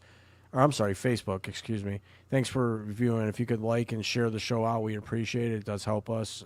We appreciate you all being here, and we look forward to being here 3 days a week for a few hours and having guests each and every time. So we appreciate it. Yeah. All right. Now I'm going to ask you some. No, I'm not ready to do that yet. We got 5 minutes. That was a screw up, by the way. Is Elvis still alive? No. You don't think he faked his death to get away from fame? Nope. What about, is Lady Gaga actually Avril Lavigne? No. She's Lady Gaga. Or not Avril Lavigne. What was her name? The other girl that looks like her. No, she's Lady Gaga. I could pick her out of a lineup. I think you told me this once, actually. No, that wasn't me. What's her name? Alicia Moore is Pink. No, I know the lady that died. That got really skinny. Geez. There's been a bunch of them, so I don't know. You're no help here. Let me- Well, you're the one bringing this up. You should have it in front of you. Well, Man, if you want to get technical. You can lean on me without that hard. Amy Winehouse is who I'm talking about. Okay. So what A about lot of people think that that Lady Gaga is Amy Winehouse. No. Definitely not. Definitely not. Have you ever heard of the Denver airport anomalies? I have. For those of you that haven't, theories suggesting that the architecture and the art at the Denver International Airport are evidence of an Illuminati meeting place. Yeah, it's so stupid. A secret new world order It's a sweet airport. headquarters. You're not down with that? No, I just think it's a sweet ass looking airport. Okay. I don't believe in that. Let's get a little risque in the last couple of minutes, if we will. COVID-19. The theories surrounding the pandemic include claims that the virus was a bioweapon, or a hoax, or a link to 5G technology. What are your thoughts on that? I just think it was a flu that was just a little worse than any other flu out there, and I think it was turned into a pandemic for political reasons, but that's my opinion. So do you think it was released on purpose? Oh, yeah, absolutely, for sure. What are the political reasons that you could Well, it foresee? just seemed to kind of sprout during the 2020 elections, because I remember the first known cases were in the middle of 2019, and then all of a sudden it was, COVID-19 for 3 years during the entire presidency. So I just think it was a political move. I think it was dirty. I hate getting into it because I don't really read a lot Because you into sound politics. crazy? Is that why? you hate No, getting I into just think it was a flu, and everybody and the people that were able to, your lead doctors in the country and in the world, were able to convince people that it was this thing that you had to stay away from everybody and everything, and it turned into a big shit show. And they wanted to get their grip on society. They wanted to let society know that we have you under control no matter what. No matter what you may think, we can control you. And they did. So I'm going to back up for a minute because I asked you specifically, do you follow any conspiracy theories? You said no. That's my theory. It's not a conspiracy. That's what That really is happened. that is a conspiracy because you can't prove that that's what happened. Well, I can't prove it, but it just seemed like the timing was And just right. I don't want you to feel like I'm attacking you at all. Oh, I don't. I I'm not completely worried. disagree with I'm you. not even afraid of COVID. But when you say it, I'm looking for like political who has the political. I mean, to gain what? We had a regime change here at home in the middle Right. of it, Correct. and I mean, you could say that the Democrats released it on Donald Trump because they knew he would fuck it up. He would fuck up the response, and that would lead to Biden being elected. But then you would have to know that Biden would have to deal with the repercussions of 20 or like 9% inflation, and that he would not be reelected because he couldn't do it. He wasn't going to get reelected. I just don't anyways, see. man. I don't see who had the advantage. Like who's releasing it? I don't for know political gain. what the dirty secrets are to politics. I just thought that the whole thing was a sham.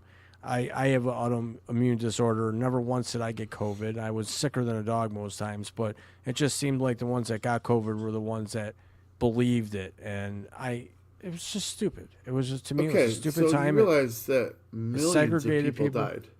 Did millions But of millions people of die people just die every because year Hold of on, the flu, let me man. ask the question. It's a flu. Did millions of people die because it was suggested that they would die? Is that what you're saying? I'm telling you that if you look at the numbers, they're pretty high each year of people that die just from your regular, ordinary flu, stomach virus. People die from the flu all the time. I But understand that, but this they don't is, look at the numbers as closely as they did when it was COVID because it was the media that took over on it. You don't see anything about media now. Look how many people died this year from the flu alone. Well, from this past year, 2025. I'll bet you it's pretty high, but you didn't hear about it. Why? Because it wasn't COVID. All right. I'm just going to give you this number. And keep in mind, I realize that a lot of death certificates did not reflect Correct. the certain things. I do get that. I don't think that was a cover-up conspiracy. because if someone died in the ER, they tagged them right away as COVID. Easier to file. Well, let's be honest here. If they had a heart attack while they had COVID, they were probably, listed as death from COVID. Correct, right? and that's where it gets But dicey. that's not necessarily the way it is. I will cop to. But you had 7 million people die between 19 and 36 million deaths. That is way more than just a regular old happenings. Well, like I said, it just seemed. I don't know. You asked me. That's my opinion. I just think. I just want to think have it a was- discussion with you. I think it was just kind of a scam. I never fully bought into it. It was funny how they had to do mail-in ballots when you could go 6 feet in a restaurant. You could stand 6 feet away from each other at the post office, the store, but you couldn't stand 6 feet away from each other at a polling booth or a polling station. I will say this. That was bullshit. Guys, I am liberal as Nonsense. fuck. I really am. Nonsense. But I was never a fan of telling people that they can't go anywhere. Like that to me is That was what the was shit silly that I about it. fight against. That's the shit that I fight against. Yeah, I still went places. I didn't care. I went out. well, I I'll didn't tell wear a you. mask. There was a concert. I went to see Eddie Vedder with my friend Bob in Chicago. You had to, if you went anywhere in any public building in Chicago, you had to provide your vax card stating that you had your vaccinations or they wouldn't let you in. And that was the entire city of Chicago. Yeah. And you had to wear masks pretty much at all until you were at your table. And like you just weren't going somewhere if you didn't abide by those rules. And I'm not a fan of that, but if you live in this country and you say private businesses have the right to let whoever, you have to, like, if that's what they want to do. I'm sure there were places in Chicago that were like, fuck that. We're not going to obey this city ordinance, and they would let people in. And And usually there's a political affiliation that went along with, which side. I just was thought the doing whole what. thing was just timing was impact. I mean, the timing was just too on point. And I would love to get. I'm sure we'll talk about it again at some point. Yeah. I'll give you Another time to accumulate your theories and thoughts. I But right don't now have we're time. into 3 hours. Yeah. About time We to could wrap it probably up. do another 3 hours. But Guy, I love you. What a great show. Matt Geiler was a great guest. sure. We're back Monday with Ben Shrewsbury. Ben Shrewsbury. And I hate that. you hate I'm what? just kidding. I'm just kidding. Oh, I was like, you hate... No, Ben. We'll see if he still hates football. Yeah. Anyway, thanks, guys. Like, share, subscribe, comment. Matt Geiler, subscribe to him. Find him on all channels. Find Frankie J. Find Raw Live Studios. Find Block 22 Productions. Yep. Like it, share it, subscribe it, share it. Love it. Thank you, guys. We'll see y'all next See you on time. Monday.